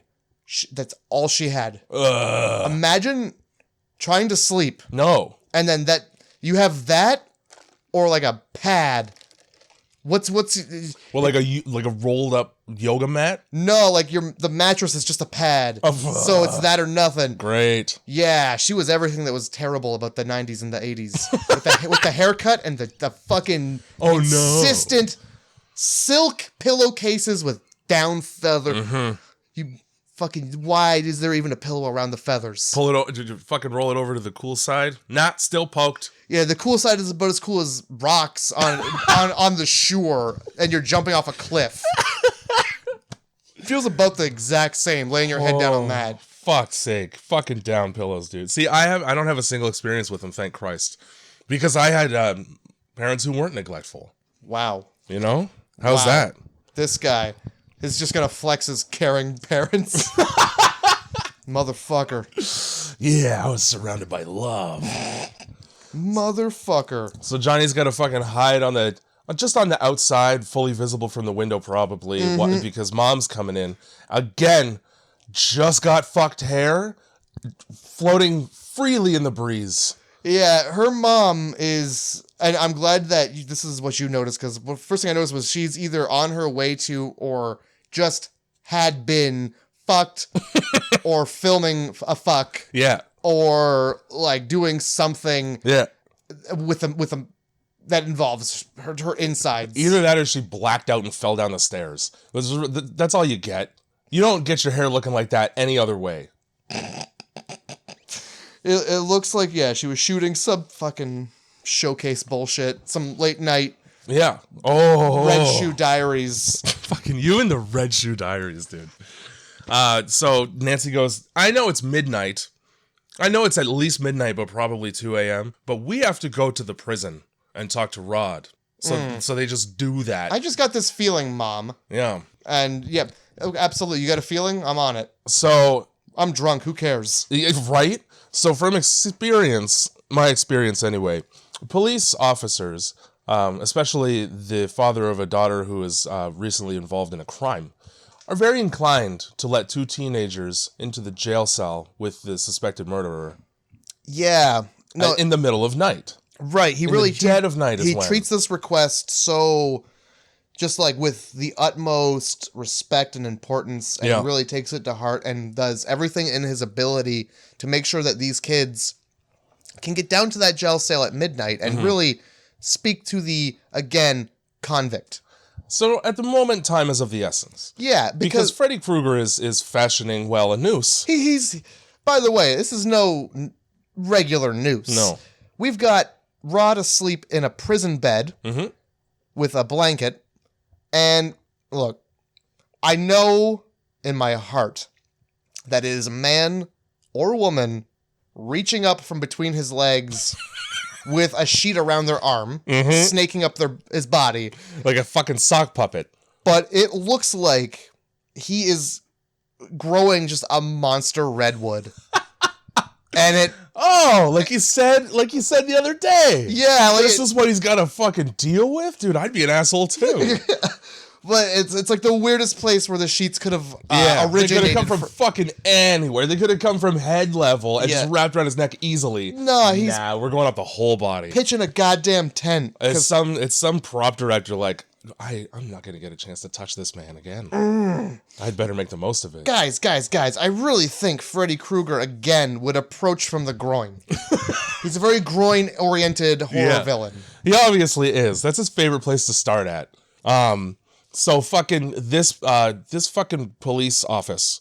What would you call what precinct is the word I'm trying to find? Yeah. Is extremely competent in that in order they keep the door locked. That's sensible to the jail. It's smart. The thing where I draw issue is where they just put the keys down wherever and promptly forget where they are.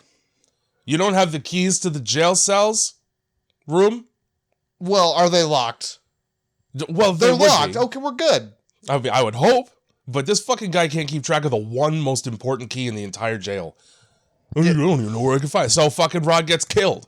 And let me tell you, watching that man get the life strangled out of his eyes bordered on disturbing.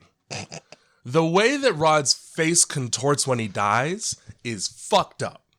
Yeah, I'll give you that. One of the more unsettling things that I've seen in an 80s horror movie, I'll tell you. Because it's like, they turn his face gray.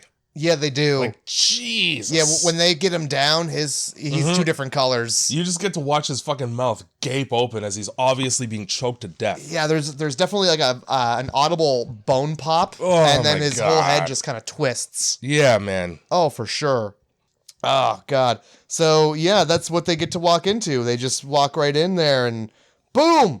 It's just a dead friend. Nancy's face when she's crying looks the exact same as when she's laughing, is what I noticed in this scene. Uh-oh. She fucking, because also, like, how about don't let the teens touch the newly dead body? No, they gotta hug our friend. It's her dad. And it's like, yeah, fondle that corpse. Fondle that corpse while I check its pulse to make sure it is one. Yeah, make sure you get your last hug in, because this guy's fucked. So fucking, we get Rod's funeral, and this is where Nancy goes. Small turnout. Small turnout Yeah, for that not funeral. a lot of folks. The cops were there. I assume it was like out of respect and not to like make sure this wasn't a trick. They probably were there because it happened on their turf. Like you gotta show face when you let somebody die on your watch. Coffin cracks open. Ah, I knew it! Damn it! Gotcha! Fuck! Back to jail, fucker! Almost had it. Yeah, I think, it was probably out of respect. So this is when Nancy fucking describes Freddy Krueger to a T, and still the parents are like, well, we're gonna keep that secret a secret. They're really bad at keeping it a secret. Horrible. Their faces go, without saying, oh fuck, their faces say, oh fuck. They look at each other and share an oh fuck. Yeah. At least one. oh, did you hear that? Oh, that's weird. Oh, fuck! In the audience of Rod's funeral are, I believe, his parents. Sure. Because one of them looks like he's got, you know the episode of The Office where Creed is worried about ageism, so he dyes his hair with printer ink? Oh, no. One of them has the jet blackest hair despite being clearly 56. Oh, yeah, that'll be his dad. Totally. Like father, like son. So we're going to get Nancy some help. We're going to take her to the Sleep Institute and make her do the one thing that she's been pretty vocal about not wanting to do this whole movie. Yeah, we're going to put her to bed.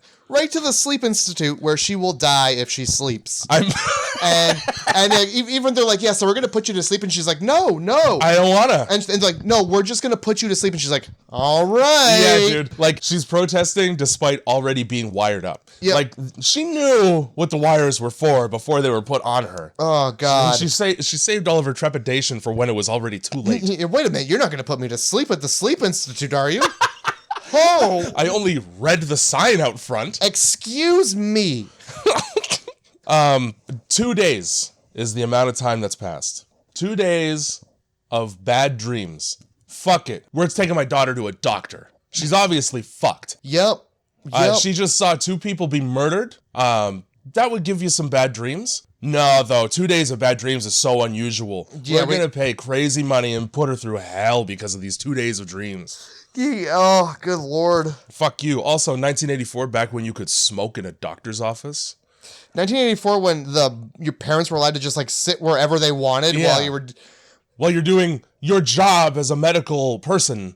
1980 Professional is the word I was trying to find. 1984, where you can ask a doctor, what are dreams? And he says, I don't fucking know. Incredible body hocus pocus is what that doctor with a medical license says. Oh my God. To the mother who just wants to know. To the mother who wants to know why her daughter is a nightmare.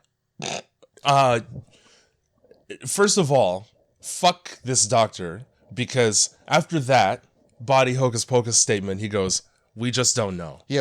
Even in 1984, that's a fucking lie. We just don't know or care, you fucking bitch. Here's my thing. You've got a machine that reads beta waves. It reads them so good that when they're high, you can see that because it's putting out numbers.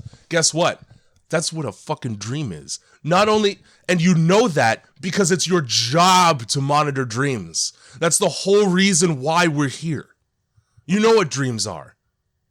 So don't say we don't know what dreams are, fuckface. Okay, well look, coming from the doctor's point of view, this is the 80th time this week that a woman's asked that question to him? Yeah, and at this point, he's like, I don't know, Google it. Fuck. Google it. If they had Google, he would have been like, here, Google it. I asked Jeeves it. He would have pulled his phone out and typed it in. That's what, right there, bitch. Read. Let me do my job. Yeah, but no, she's in there just like fucking, like she might as well be just like pushing buttons, just like spilling her coffee on the machine, like, oh my. And then spilling coffee on the machine. Her daughter starts thrashing out of nowhere. Lo and behold, another nightmare is taking effect. Just like, I don't know, she said it would. So this doctor explains that most people function during REM sleep at a beta wave capacity of about 5 to 6, plus or minus. Sure. This machine goes all the way up to fucking 30. And he goes, well, that's weird. First of all, yeah, it is. Before I get into how pissed off I am about his reaction to that, I don't know if you saw the posters on his wall in the office. One of them is 2 cats horribly 80s photoshopped onto a California streetcar, like human size. I didn't see that. And the other one is just a landscape Windows desktop background. Oh, shit. Hilarious. I know which wall I'm staring at. So I was too focused on writing down this incompetent doctor. This doctor sucks. Oh, this horrible nightmare is causing her physical pain, clearly. Let's barge in there and try to put her more to sleep. Yeah, I don't know. Something's wrong. Yeah, no. Oh my God. So they barge in there and she wakes up. And then just some nurse walks in and she's like, here, this'll put you to sleep. As if she had no idea what was happening. And she just saw like a restless bed and she's like, I know what to do. Yeah. Not only does the nurse try to administer that, the doctor is the one who prepared the syringe. Oh, God. He pulls it out of a drawer. Oh, let's do more of the one thing that's fucking your shit up. Oh, you're having, no. Every time you go to sleep, you get cuts on your arm that look like claw marks. Let's put you to sleep.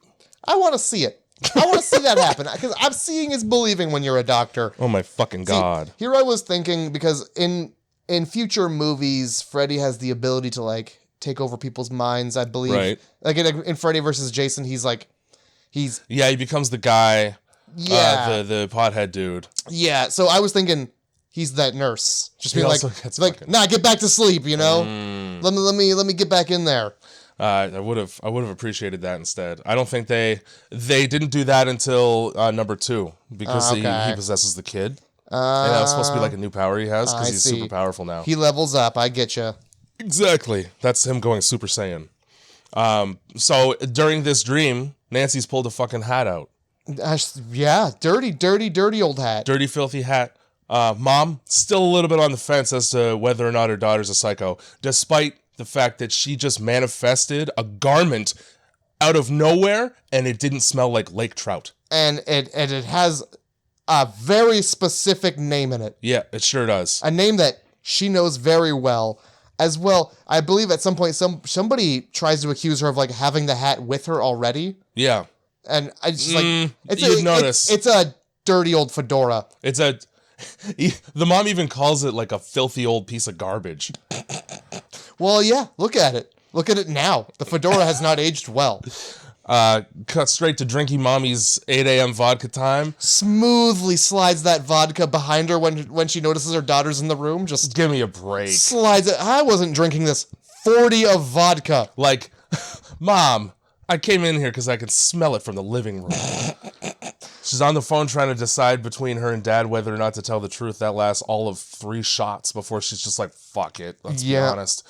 Yeah. This is where we get, you just need some sleep. Like, okay, Mom, you see what happens when I do that. Yeah. Look at my arm. It's fucked. Yeah, she's like, you need to just feel better.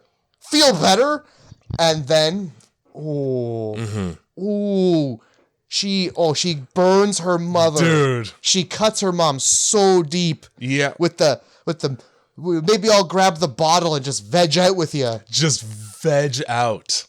And it says something else about just getting loaded. Yeah, and she gets a fucking slap. Scathing roast though, Mom. Yep. Also in this scene, Nancy is a fucking psychic because she's talking about the hat. Where's the fuck's the hat, Mom? Oh, I threw that filthy thing away. And then she goes, no, you didn't. Opens one drawer and there's the hat. That's where the hiding spot is for the whole house. It's got to be in this drawer. If you knew where the hat was, why did you ask? You know, exactly. Oh, I could smell the burnt flesh. It smells like it's coming from the junk drawer, Mom. It's just like, I opened this drawer and it didn't jingle with the sound of empty bottles. So there must be a hat in there. Fuck. I can see the vodka fingerprints. That's the drawer handle you touched most recently. Oh my god. You drunk bitch. Maybe try picking the burnt scalp out of it. Oh my god. That gave it away. Yeah. Or maybe I should get day drunk with my neglectful mom. Oh shit. So yeah, and again, it's just the mom's just like, hey bitch, sleep. Yeah, bitch, right? Take a nap. That's enough. And we get the screw sleep. Yeah, that's literally what she said, where she's like, it's just a nightmare. That's enough. That's enough of that, Mother. I won't have you saying things to me any longer. So I'm like mad and like it forces it, right? So the next scene that you see with Mom, she's like, all right, come into the basement where I've kept the souvenir of the murder I committed. Yeah, here's that horrible thing that, we just keep around because he's not going to hurt nobody. We keep around, but we hide it in the furnace. Yeah. Like, also, we burnt him to death, so it's just a post-mortem middle finger to Freddy. Yeah, because, the police... I guess the 80s were a different time. Maybe the police aren't keeping track of all of their pedophiles that are murdering children who got let out. I feel like that list isn't checked as frequently in the 80s. Nobody cares. Because eventually they're going to be like, well, Mr. Krueger was supposed to check in. Yeah, he hasn't called his PO in about, it's going on 2 weeks now. Christ. Fucking, so this is the fucking Glen Bridge scene that I'm talking about where he goes, when I'm nervous, I eat. Could have fooled me, you 90-pound idiot. Also, fucking Nancy putting herself on a no-fly list in the 80s by reading a book about IEDs. Yeah, improvised like booby traps and anti-personnel devices. Oh, God. Just fucking Ted Kaczynski wrote that book, probably. Just some light reading on the nice bridge. Holy fuck. Just the sunny day, nice bridge in California. Awesome date between these two lovebirds. Oh, what you doing? I'm just learning how to protect me and my family from intruders. I'm learning how to create a spring trap under my doormat that'll cut your legs off at the knee. I would like any intruders to die horribly in my house. So I'm just learning about how I can turn a light bulb into an explosive. So that's so funny that she does that. If I return. First of all, what the fuck is their relationship at this point? They don't bang. They spend all of 2 sentences together, and then she just goes, bye. Oh, great lunch date. Yeah, Nancy. great date. Fuck? You made me walk all the way out to this fucking bridge with my burger for nothing. Yeah. So if I come home, right, and my mom's put bars on all the windows, and then when I walk in, she says, come into the basement. Nah, man. Are we going to leave the basement door open? Are we going to leave? I want there to be tape on that door latch, and that door stays open, Mom. Here, I'm going to dial 9-1. Yeah. And then I'll come into the basement. We're going to go in the basement, Mom, but you're going first. That's the deal. Yeah. We're gonna, Fuck. you go in the basement and you get what you want to show me, you bring it up. Yeah, how hard is that? It's just a claw, carry it. She's obviously fucking drunk as shit. Well, yeah, because she's like, yeah, that's protection from Freddy Krueger or whatever. That's why we got the bars in the windows, for protection from this. So, this man we burned to death. Yeah, we burned to death the one child murderer in the entire town, and everybody was super stoked. So they go down to the basement, and she's like, hey, listen, long time ago, there was a man, and he killed like 20 kids, and you know what? Nothing was really done about it until that 20th kid, because he could continue to do it. Yeah. And 20 is the magic number. And it's like, how many kids are in this neighborhood eventually? Like 19? They probably just ran away. But 20? Fuck. Yeah, 20. Now I've got my ears perked. My attention is peaked. We're going to go check out that weirdo with the fedora. The only fedora wearing man in this entire, and he works in a fucking steam factory. It's just 2 kids go missing. I'm checking the steam factory. A goddamn boiler room. Yeah. For what? Exactly. What are you boiling all the time? It's never made apparent what this water's boiled for. I didn't hear any of this story because I was fully focused on the fact that this woman is the worst actress ever. Her idea of being dramatic is to just like move her head and neck like a vaudevillian actress. Hey man, that's how you get the story of. It's a story about murdering a pedophile. Well, it's not one in this movie. Okay, remember? sorry. Get your shit straight. I need to make it clear and clear again that they didn't need to make him a pedophile. They did not. They chose to make him a pedophile because, ooh, racy 2016. It wasn't. I don't remember what year it was. Like You're 2011. right. Sorry. But so, damn, son. Child murderer. Yeah. So she gives him the story about how they like found out it was him. They sent him to jail, and through misfiled paperwork. Yeah. The spookiest thing of all. This child predator was able to be on the streets again. Oh. Boo! A search warrant! Oh no, I cannot find the document. Oh shit. This child murderer gets to go. I'll tell you right now to your face, a lot of people get acquitted of crimes because of search warrants being misfiled. Well, that happens all the time. You know, when you look at a file folder, yeah, there's a name, there's like a spot for all the information you need to write so that you know you're putting it in the right file. And here's the thing, right? Because a lot of the time, it used to happen a lot during the drug war in the States. Cops would just go into your house unsolicited, and then they would just write the warrants afterward, right? It's a lot more rigid now, but that's like a corruption thing. And it turns out, dude, if you can't put a date and face on that fucking warrant before you go into someone's house and take shit out of it, guess what? Inadmissible in court. You could take 13 kilos of cocaine out of a black guy's house, and if you didn't have a warrant for that shit, well, you don't give it back, but he's cool. Now, it could also be a white guy's house. That's true. You could walk into anybody's house. No, just an example. Well, I mean, I was theater of the mind. I was painting a picture. Okay, so, I gave him a race. This painting's in a history book that is banned from most schools. Jesus Christ. This picture is in a Mark Twain book. So yeah, the parents got together and they were like, "Hey, 20's enough." Yeah, and they burned this child murderer alive. In his boiler room. Yeah, they poured gasoline around it and lit it afire. So They torched the whole house, all right? They torched the whole house. He just happened to be in the boiler room, his favorite place at the time. Mm-hmm. And so afterwards they went in and they like, there's this corpse. Let's take his glove. Yeah. Give me that glove. Let's take the intact glove that's made of leather and didn't burn somehow, despite... Look at this body, though. And the mom sees the hat and she's like, well, I got to complete the set. We got to put that together. Right? This is, again, she just has her Halloween costume ready. She's going to sell it on eBay. Yeah. They're Dahmer glasses. This is where we get, again, you tried it once. Mm-hmm. Let's go for round 2. Let's go for round. You know what? Johnny Depp did so well the first time. Let's get him to stand guard once again. Here's what's going to happen. I'm going to request that my narcoleptic boyfriend meet me on the porch at midnight. Mm-hmm. And I'm going to go into a dream and pull a man out. Yeah, I sure hope he can stay awake till midnight. Also worth noting at this point, Nancy has been so scared that there is now a silver streak in her hair. Shout out Stephen King's It. Ah, yes. Okay, yeah. I did catch that too, actually. Also want to point out during this scene, Johnny Depp's fucking crop top. Yeah. That shirt looks like somebody needed a towel, so they cut a shirt in half. That's the 80s, buddy. Oh my god. That was just how it was. Also, like, I'm gonna pull Freddy out and just beat the shit out of him, Johnny. And then he goes, how am I gonna do that? And she's like, you're the jock. Is he? The only sport he plays is track.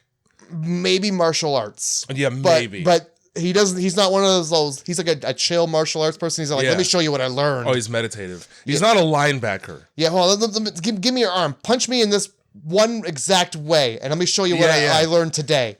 I gotta teach you how to disarm somebody with a knife. But you gotta come at me like this. Yeah, now come at me from behind. No, don't stab me. You gotta put the arm around me like you're hugging me, but with a knife. You can only stab with your arm fully outstretched over your head first. And that's martial arts. It is. So this is the scene I've been waiting for.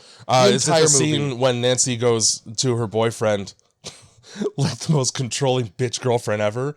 Don't fall asleep. Only the most controlling of girlfriends tell you when you can sleep. She's got his clock set. Yeah. You can sleep when it goes off. I'm sorry. I will agree with you that this is the best scene of the movie.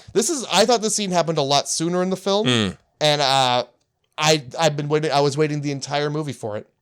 Start to finish, best scene.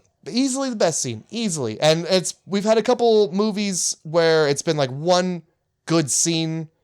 Like Mama. Yeah. The scene. Yeah. This is the scene it right is. here. So you get Nancy trying to explain to Johnny that she's gonna pull a burnt child pedophile murderer pedophile.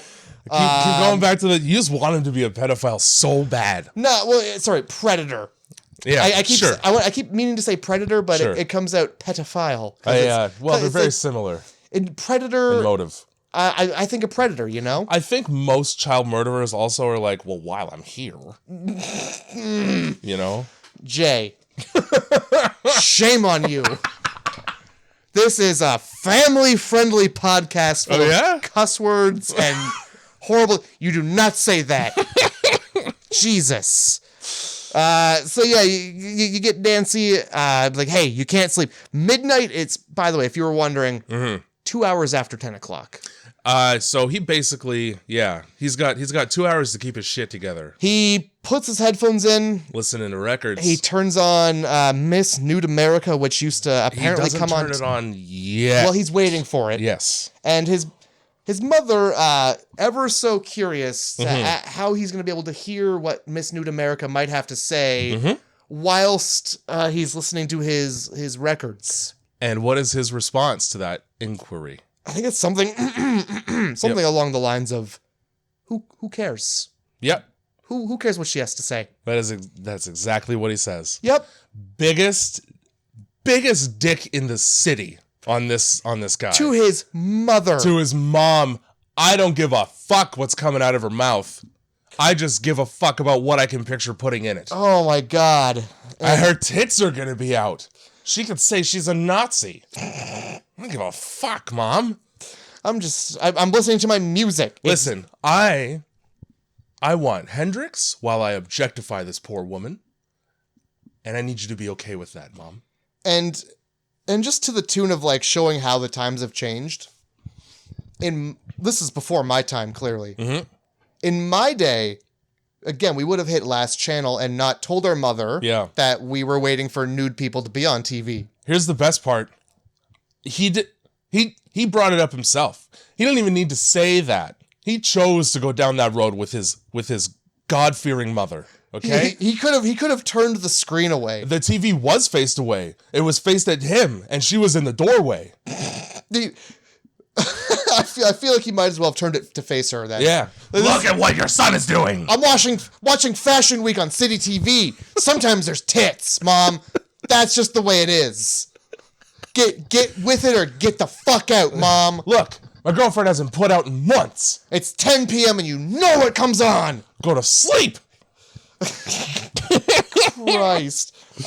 Beautiful, dude. So you get Johnny's parents outside having a smoke, being like, fucking hate that bitch across the street. That stupid bitch across the street better not fuck our son no more. Well, turns out you're in luck. Yeah. She keeps that shit under wraps like a mummy. For the best sometimes when you're a mummy, just to not expose what's underneath those. I mean, you unwrap it and it falls off. That's what happens. So you get to see, they're just like grumbling, like I hate her so much. I hate that 16-year-old girl. We are 45 and we hate a child so much that we're gonna stand outside and go, I hope that she doesn't see our kid anymore. In full view of her window, she looks out. I want to make sure she knows that we're disapproving from over here. They're like pointing, and she like looks and is like, oh, she's looking. No, hey. Just flip the bird. There you go. Yeah, fucking Nancy. Nancy and your drunk mom.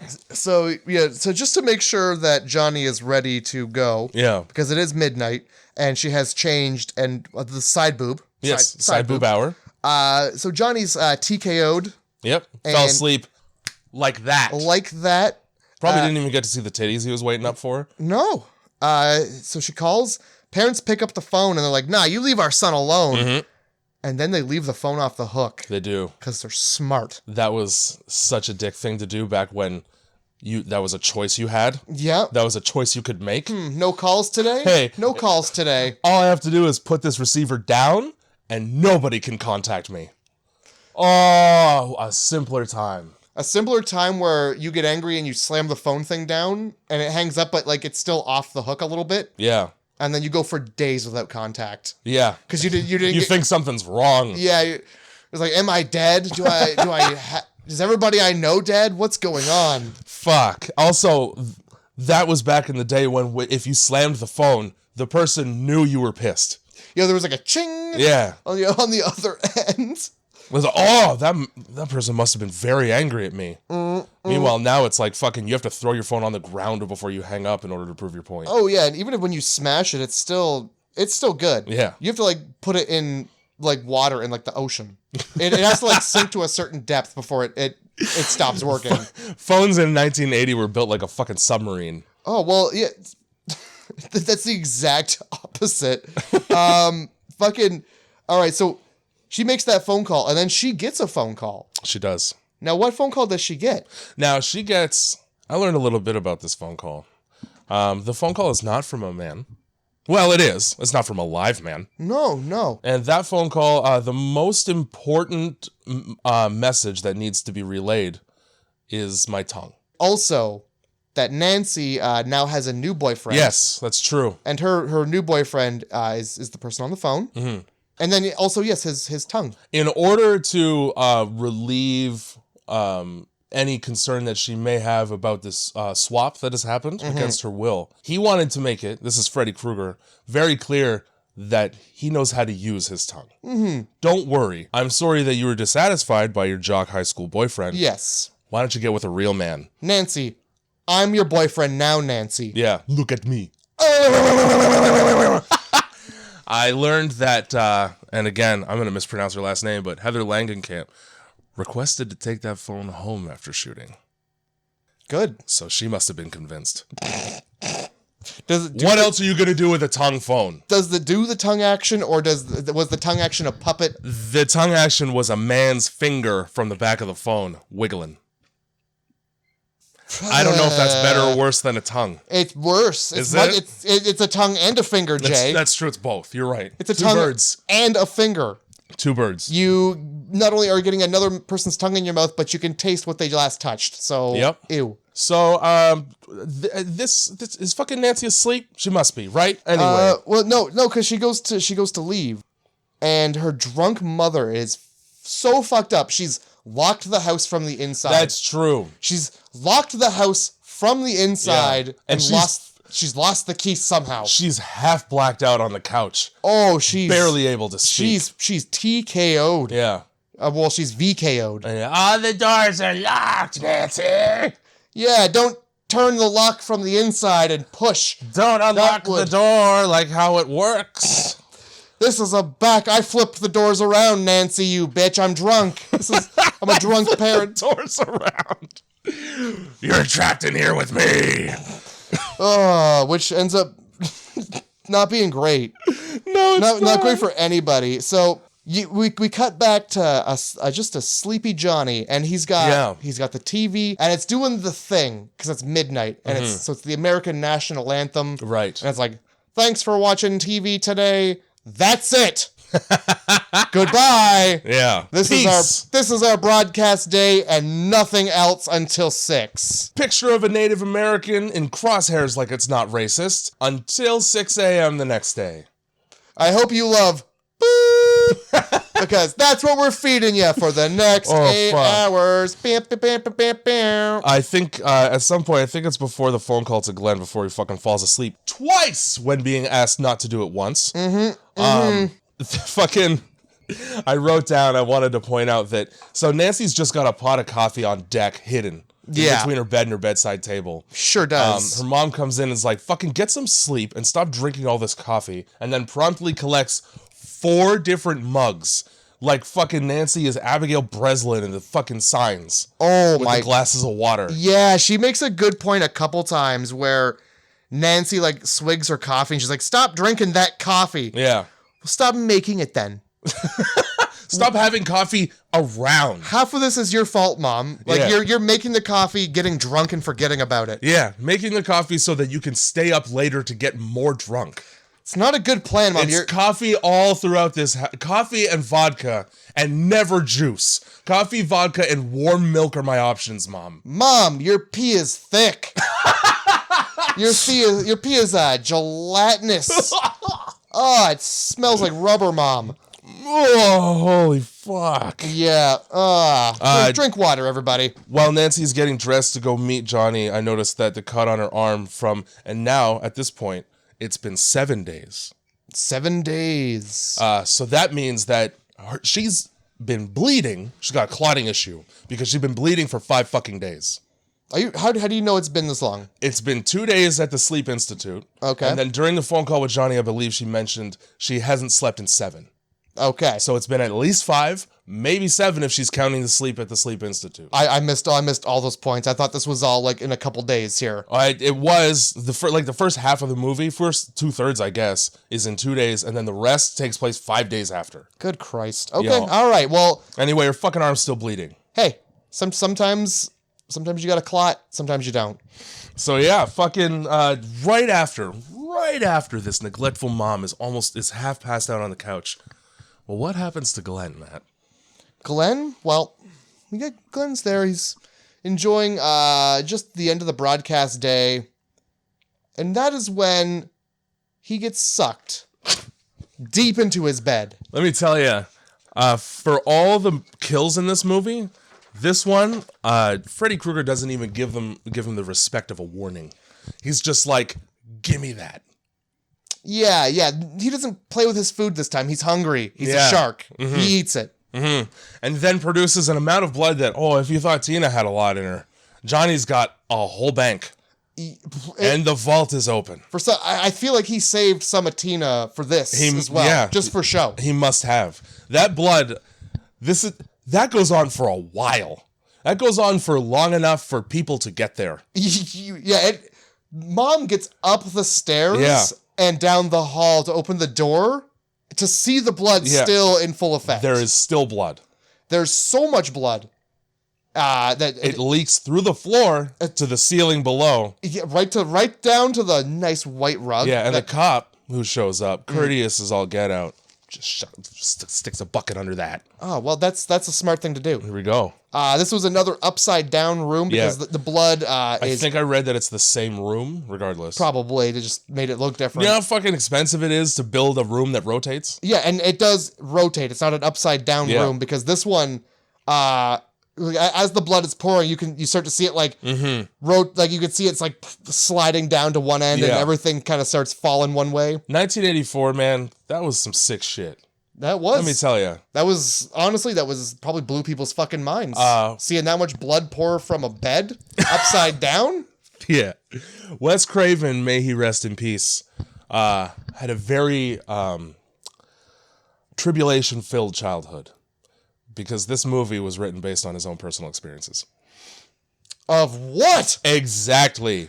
Freddy Krueger is based on a man he saw staring at him from outside a window when he was 10 at night. Just know that information. Wesley Craven. Are you okay? No, he's dead. No. But yeah, dude, a lot like. So first of all, the trivia, like I told you earlier, is a fucking mile long. Yeah. But I rifled through it, and I saw a lot of this part of the movie was based on Wes Craven's actual experience as a kid. It's like, Jesus, where were your parents, Wes? This part of the movie was taken from when Wesley visited his uncle who had fallen face first into a fire at the burn ward, and somebody tried to touch his arm, and that was pretty upsetting to him. Freddy Krueger is modeled after a man he knew when he was a child. Like, this is just, fuck, Wes's childhood. Yeah. Holy especially shit. if these people are stuck in his memory from childhood. Yeah. That must have been you just had to live with that? A horrible person to look at. The dying from a ghost that kills you in your dreams is based on an actual thing called, I believe it's, now this is going to be racist because it is, because it's from a long time ago. No. It's called Asian Death Syndrome. No. So while Pol Pot, which is basically Asian Hitler, I think he was in Vietnam, I could be wrong. Anyway, while he was in power, he was a horrible dictator, mass graves, fucking killing all kinds of people. A lot of the people who survived fled to America during this time. And they had nightmares that were so bad, they died. Like a lot of them. Christ. So, you know what would be cool? Let's have that happen to teens in a movie. I feel like later on, there's also like some like demon as well, like a sleep demon that kills you in your sleep. He slides in there somewhere. Yeah. I don't know if it's real or not, if he just made it up. Well, sleep paralysis is a thing, and a lot of people say they see demons. You know, maybe. Either way, there's a lot of blood in this bed. Regardless of what it's based on, a lot of blood in the bed. Lot of... That's the point to take away from this whole thing, is that there's lots of blood in and around the bed. So much blood, so that when the ambulance arrives, the EMTs pull out a gurney. And the guy goes, you don't need that. You need a mop. Yeah. Oh, this kid's parents are within earshot. And it's a cop that says it. A cop to EMTs, professional people who are there with, and I would like to think they put the gurney back. Yeah. They heeded that advice. No, they were like, what are you talking about? And they get up there, yeah. We brought it all the way up here for nothing. We're going to need a bucket. Just use the one that's already got the blood in it from the ceiling. Two birds. So fucking Nancy's dad shows up, and Nancy, because she's locked in the house still somehow, after putting her mom to bed, she fucking puts her mom right to bed. She puts her mom to bed, and in that bit where she puts her to bed, her mom uncovers a 60 of vodka and just caps it and sets it on the table. She pulls out a handle and goes, you know what? Maybe I've had enough. And then she puts it on the table where it's still reachable. Just in case I wake up in the night. She barely puts the lid on it. She barely puts the lid on it. That's a good deed for future drunk mom. So Nancy yells from the window, Dad, I'm gonna pull Freddy Krueger out of my fucking dream, Dad. How's that sound? Yeah, whatever, sweetie. I'm gonna have this guy. I'm gonna go deal with the murder. I'm gonna deal with the murder, but I'm gonna have this guy. This incompetent fucking guy. He's gonna stand here, and if anything bad happens, he's going to watch. and when the time is right, on my own accord, I'll come help you. While this guy is watching the horrible things take place. Oh my fucking God. So, much like Home Alone, we get Nancy gearing up, filling light bulbs full of gunpowder. Putting out fucking tripwires. Rigging up a sledgehammer. Yeah, like a meth den booby trap. Oh my God. Light bulbs and sledgehammers. And the two staples of a meth den. And then it's lights out for Nancy in the meth den. It is. Boring. That she goes down into the basement, grabs the glove, and then there's a basement in the basement. She's the glove wasn't there because he's alive. Oh, because he has it. Right. Why did I come down here? What was this for? What am I doing? So there's a basement in the basement. She's just exploring a boiler room for what feels like an hour. Walking around his house. Walking around what's essentially Freddy's house, yelling his name like she wants it because she's a tease. Mm-hmm. She finds Even in the dream world, she's a goddamn tease. She finds his bed, and it's got Tina's crucifix, Rob's switchblade, and Glenn's bloody headphones. Yes. You could have taken anything. Could have taken anything. You chose the headphones. Well, they're labeled, so that's how you know they're Glenn's. Right. So does that mean that Rod used another knife to carve his name into the knife? I wouldn't. This guy's just fucking lousy with knives. First of all, his name's Rod, so yes. I wouldn't put it past him to have done that. So Boo, it's Freddy, and Freddy jumps the fuck out from somewhere. And so grabby. I don't remember how she wakes herself up this time. She's got an alarm on her watch. The alarm clock. And the alarm conveniently starts counting down. Like, hey, I'm gonna alarm in 5, 4, and so she like grabs him, and the alarm goes off. Not really. Like, I would wake up once the alarm spoke to me. Well, yeah, me too, for sure. And my first thought would be like, turn that off. So, like, you wake up to a race against the literal clock. Yeah. Oh, I gotta turn this off before it beeps because I'm awake. Well, yeah. The 80s were a different time. That was probably a great idea for businessmen in the 80s. Like, I gotta wake up before I wake up. On the topic of that watch, as a matter of fact, I'm happy you brought that up because I forgot about it. Tell me about it. 2 notes right back to back here. First of all, Nancy turns a corner and suddenly looks as sunken as I do after a bender.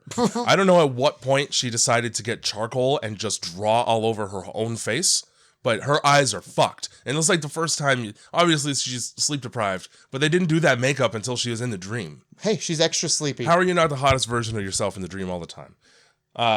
Also, that watch, she keeps checking it, as if time in dreams is reliable at all.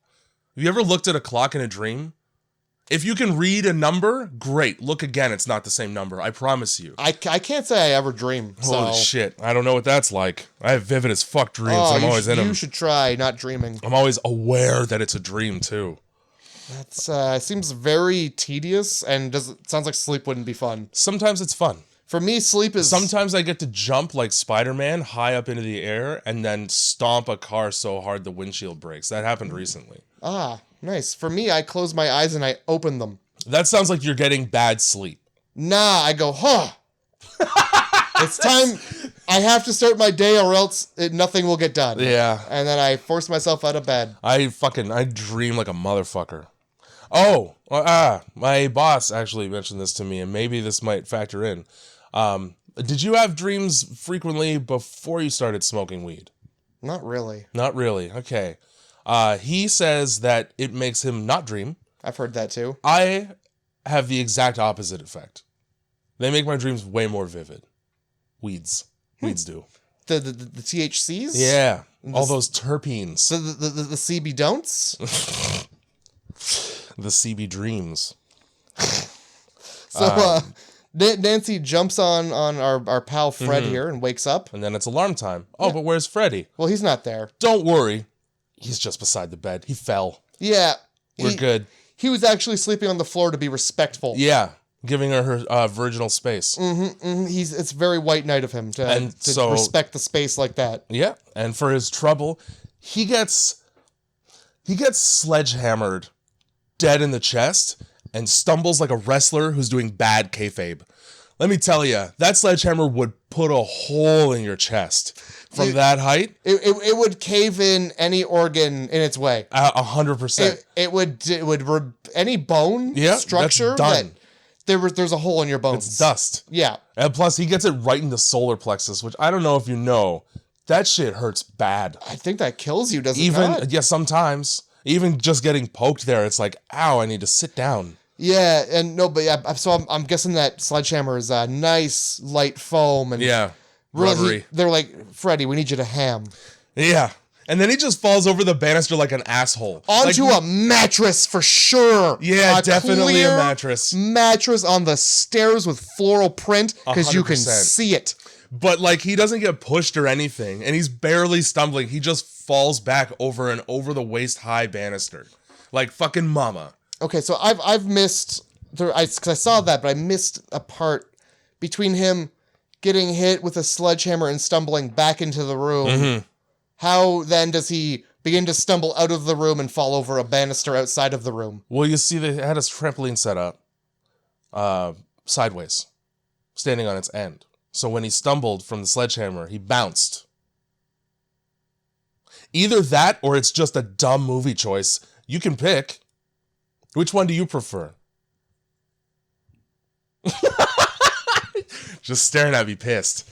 What I want is for people to stumble and not be change direction as they stumble on a dime. Well, like a 1960s black and white cartoon, like Buster Keaton, where it's just like, this is good enough. Nobody's ever done this before in a saloon. People have never seen a movie. This is just great. Yep. So at this point, I wrote down that the cop assigned to watch this house is a fucking piece of shit. Oh, for sure, yeah. Because I know for a fact you can hear Nancy screaming throughout her own house, and he just goes, some commotion in there. And this isn't even the point yet. There's more. Fucking Nancy fucking sets Freddy Krueger ablaze. At which point they put a burn mask on him and make his head look too big for his body, which is so fucking funny to me. It's like it looks like he's got hydrocephalus, which is good because he's on fire. Yep. You're gonna need that water to put that out. So like, there's flames and smoke. Yeah, and then the cop goes, "I better get the lieutenant." Not even that. Saunter into the room. Not even that. Before that, she breaks the window and shouts, "Help me, Freddy Krueger is in here." Yes, she does. With me, he is in this house, and I've got him here in the house. Freddy Krueger's here. I think she even says, "the killer." Yeah, and he's like, well... All right. He is busy, though. And then... in the same shot, she moves, and you can see Freddy Krueger through the window. Can. There he is, visually. He's literally chasing her throughout the bedroom, and they run past the window like fucking like Home Alone with the fucking cardboard cutouts. And he's just like, okay.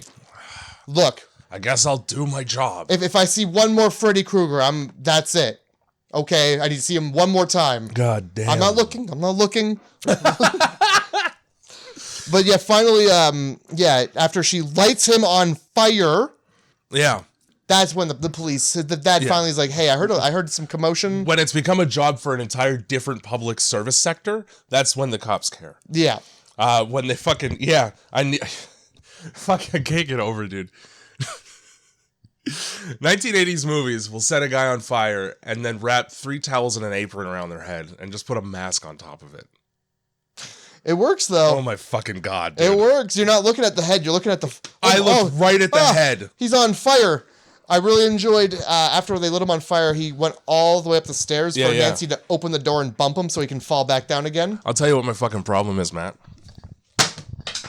Oh, I'm a magician. The fucking dad fucking finally realizes there's a commotion when all the smoke billowing out of his ex-wife's fucking house that she's gotten the divorce probably becomes apparent. So they break the fucking door down, and then they run to the basement steps where Freddy has gone. Yeah. And then they go, look, flaming footsteps. Where were those 2 seconds ago? He snuck. Where were any of those flaming footsteps when I was standing in the front foyer right by the footsteps that are here now? He did a sneaky thing where we were in this area. He's sneaky. He's a sneaky ghost, Jay. And now there's flaming footsteps. So they just didn't have them in the shot continuity. Well, no, no. There's not enough time for him to come back up the stairs and then go up the stairs on fire. But okay, so here's my theory. Yep. The way the house is built, you go in through the door, you get the stairs right there. They are. You keep going past the stairs, there's the basement door. Mm-hmm. To the side of that, you get like that big open, like the house is just a big circle with a pillar in the middle. So they went, as they walked to the door, they just missed Freddy. Oh, it's like a Scooby-Doo cartoon with the doors. Exactly. All right. So yeah, while they were looking through the door, he snuck upstairs. Fine. Because there's fiery footprints to follow. Here's the thing. In case you're wondering where Freddy went, like a Blue's Clue from hell. You can't sneak when you're on fire. All right? There's no sneaking when you're on fire. He doesn't even put himself out. Oh, fuck. He stays on fire. Yeah, no, he's cool. He's in his element. He's just walking through the house. What's up? I'm on his fire. Literal element. Water, no thanks. I'm actually burning alive. I'm good. I'm hydrated. This is gonna be good for what flesh is left. Maybe it'll just all blend together now. So yeah, why is he upstairs? To just fuck mom briefly. Yeah, he's for no reason. Fuck mom. They're in there, and the pickled mother. Yeah, full of vodka. Yeah, so you know she's going up. Yeah. Oh, it's a crazy thing. She wasn't on fire when he was on her. I don't. Yeah. It's coming out of your pores. How are you not igniting? They fucking sink into the bed, and she fucking looks like, you remember Beetlejuice when they're in the death waiting room and there's just the guy who like fell asleep smoking in bed? And he's still smoking. And he's beef jerky. Yeah. That's what mom looks like before she sinks into the bed and disappears. The fucking ending to Freddy Krueger's on the mom. Yeah. You get the daughter, WWF style, grabs a chair and just decimates him. And then they look at him. He's just laying there on the mom on fire. Yeah. On top of the mother and they look at him and they go, throw the blanket on him. throw the blanket on him. The smother of the fire. They pull it back. There's a bottomless pit has formed in the bed, which is fogging. It's an abyss. Mm-hmm.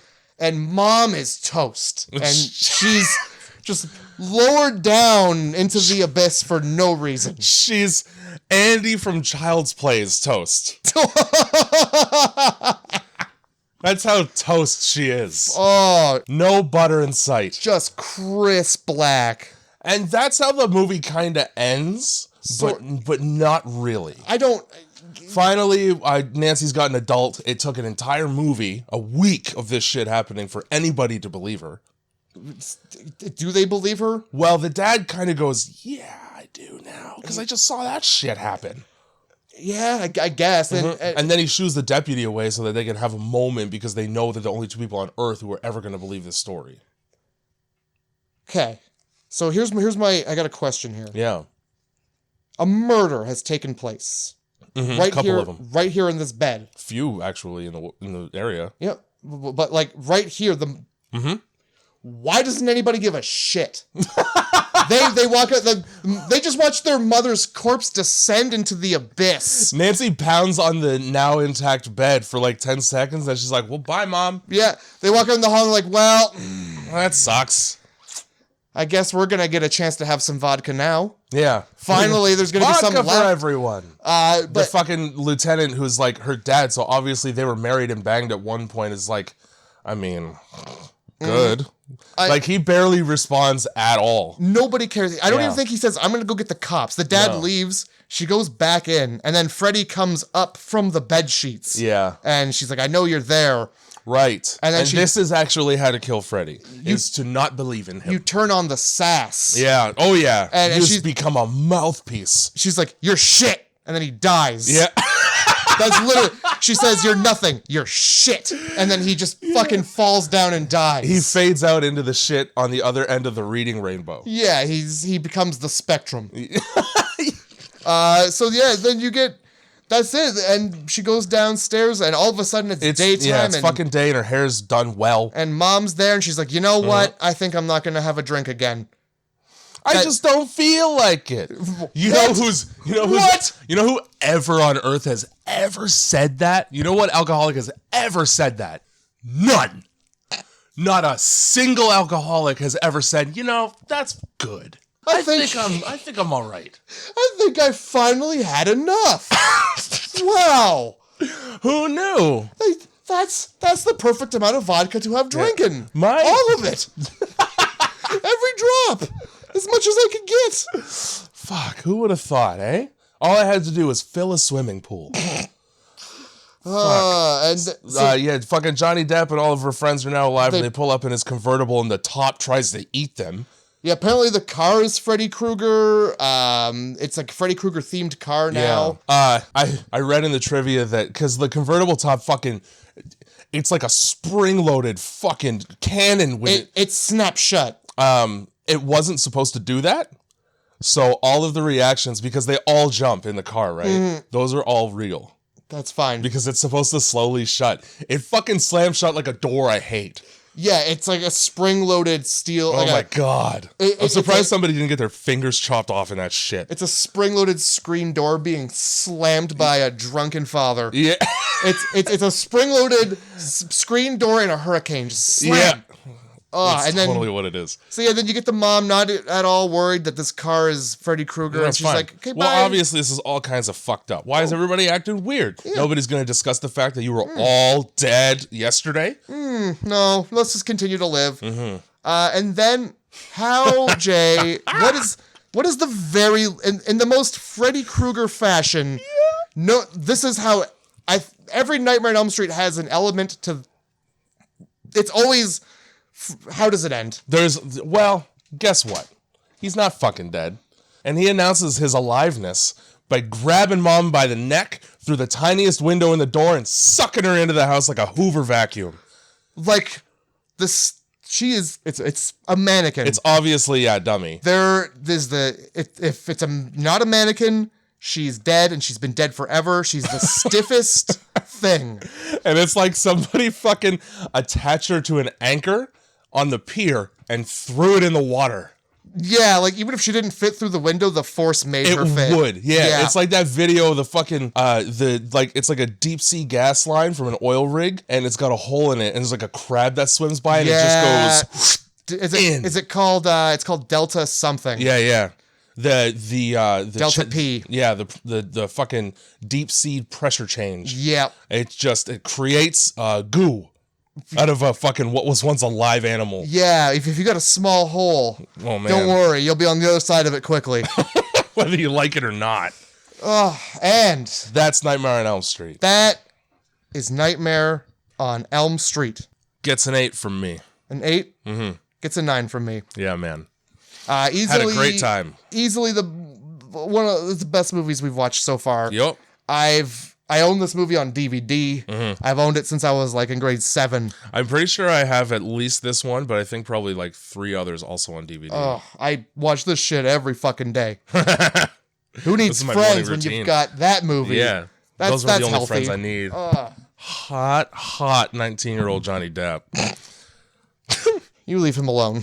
He's had enough. I read that he was very self-conscious about his acting, and he had to be reassured several times. And I was like, that's fair, because it's not that good. It's also his first movie. Yeah, that's true. Very first movie. I would also be like, how's that, director? Yeah. Please tell me good, because I'm trying to make this my life. Do I need to play with her hair a little differently? Because that's all I did here. There's one scene where his acting is looking past her, looking at her, and then flicking her hair around. Yep. Well, Jay. Matt. I've got some movies for you. Right on. I've got them here. And I'll tell you what. I can tell if that's a 1 or a 4. It's a 4. Ah, sick. Yeah.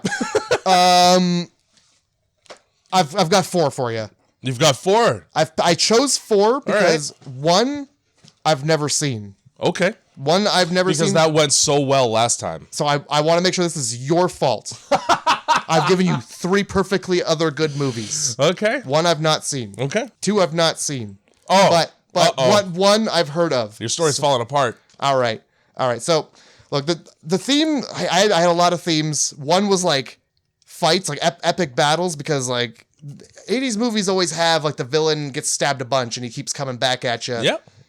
But that's like every single movie. It is. Couldn't pick one. Felt like if I picked one, there's probably a better one to pick. So I scratched that idea. I try not to be too general with the themes, because if it's like, well, 50 movies would fit this, then whichever one I pick, I'm always going to feel like, I could have picked this one too, you know?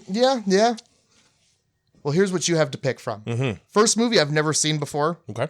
It is a movie about sleep. Yep, there you go. That's all I'm telling you. All right. That's all I know, Jay. That's all I know. Okay. All right. The next two are the next three, all of them, they're so fucking specific. You're going to know them right away. Okay. I might not. The next one is a movie with a scene where the TV has reached the end of their broadcast day and they're playing the national anthem. And that's it's a scene from the movie that it's well known. Okay. Okay. Is it cut to static after? I'm shrugging. My hands are up as if I do not know. I know. People murdered by a mob for murdering children. Okay. And a villain in a nice hat. Oh, I'm torn. Villain in a nice hat sounds so good. Doesn't it though? Doesn't it? I'm torn between that one and the one. I tell you what. You can't. A villain in a nice hat. That's bumming me out that I can't fucking picture it. This is, he's very. He's dapper. It's very dapper. Mm-hmm. He's well put together. Kind of guy you'd want at your wedding. I wouldn't go that far, but the hat, he's got the hat there for sure. I'm taking villain. You've sold me on it. I'm taking villain in a nice hat. Villain in a nice hat. Well, ladies and gentlemen, I hope you're ready to watch the Babadook. Oh, for fuck's sake. He's got a nice hat, Jay. Have you seen it? Yes. Oh. It's a fine movie. I want the ratio of annoying kids in movies to not annoying kids in movies to at least be skewed to the former throughout this series of podcasts. Well, look, Jay. The whole premise of the movie is the kid's fucking so annoying that I can't sleep. That's it. You didn't have much to choose from here. Tell me what the first one was that you hadn't seen. Okay, so Sleep is a movie called Slumber. Okay, well, I don't know what that is about either. A family with sleep paralysis. Oh, okay. Well, that would be boring as fuck. There's kids there. I sense that it's boring. So then you got TVs playing the national anthem. That's Poltergeist. I knew it. That one I knew. Fucking kids in there. That's why I asked if it fucking cut to static. Yeah, and it does. Mm-hmm. And then you got people murdered by a mob for murdering children. It's fucking kids right in there. Darkness Falls. Oh, shit! I passed up Darkness Falls? I've never seen Darkness Falls, but... You're a motherfucker. That's one of my favorite movies ever. Honestly, I read the synopsis and I was like, that fits in there like a puzzle piece right there. It does. It very much does. Damn it. All right. Well, that's how I felt when Jason X was on the table. That's fair. All right. Well, the Babadook. Oh, I hate this movie so bad. What the one? It's the hat, right? Get ready for next week's podcast because there's going to be a lot of yelling from old Jay.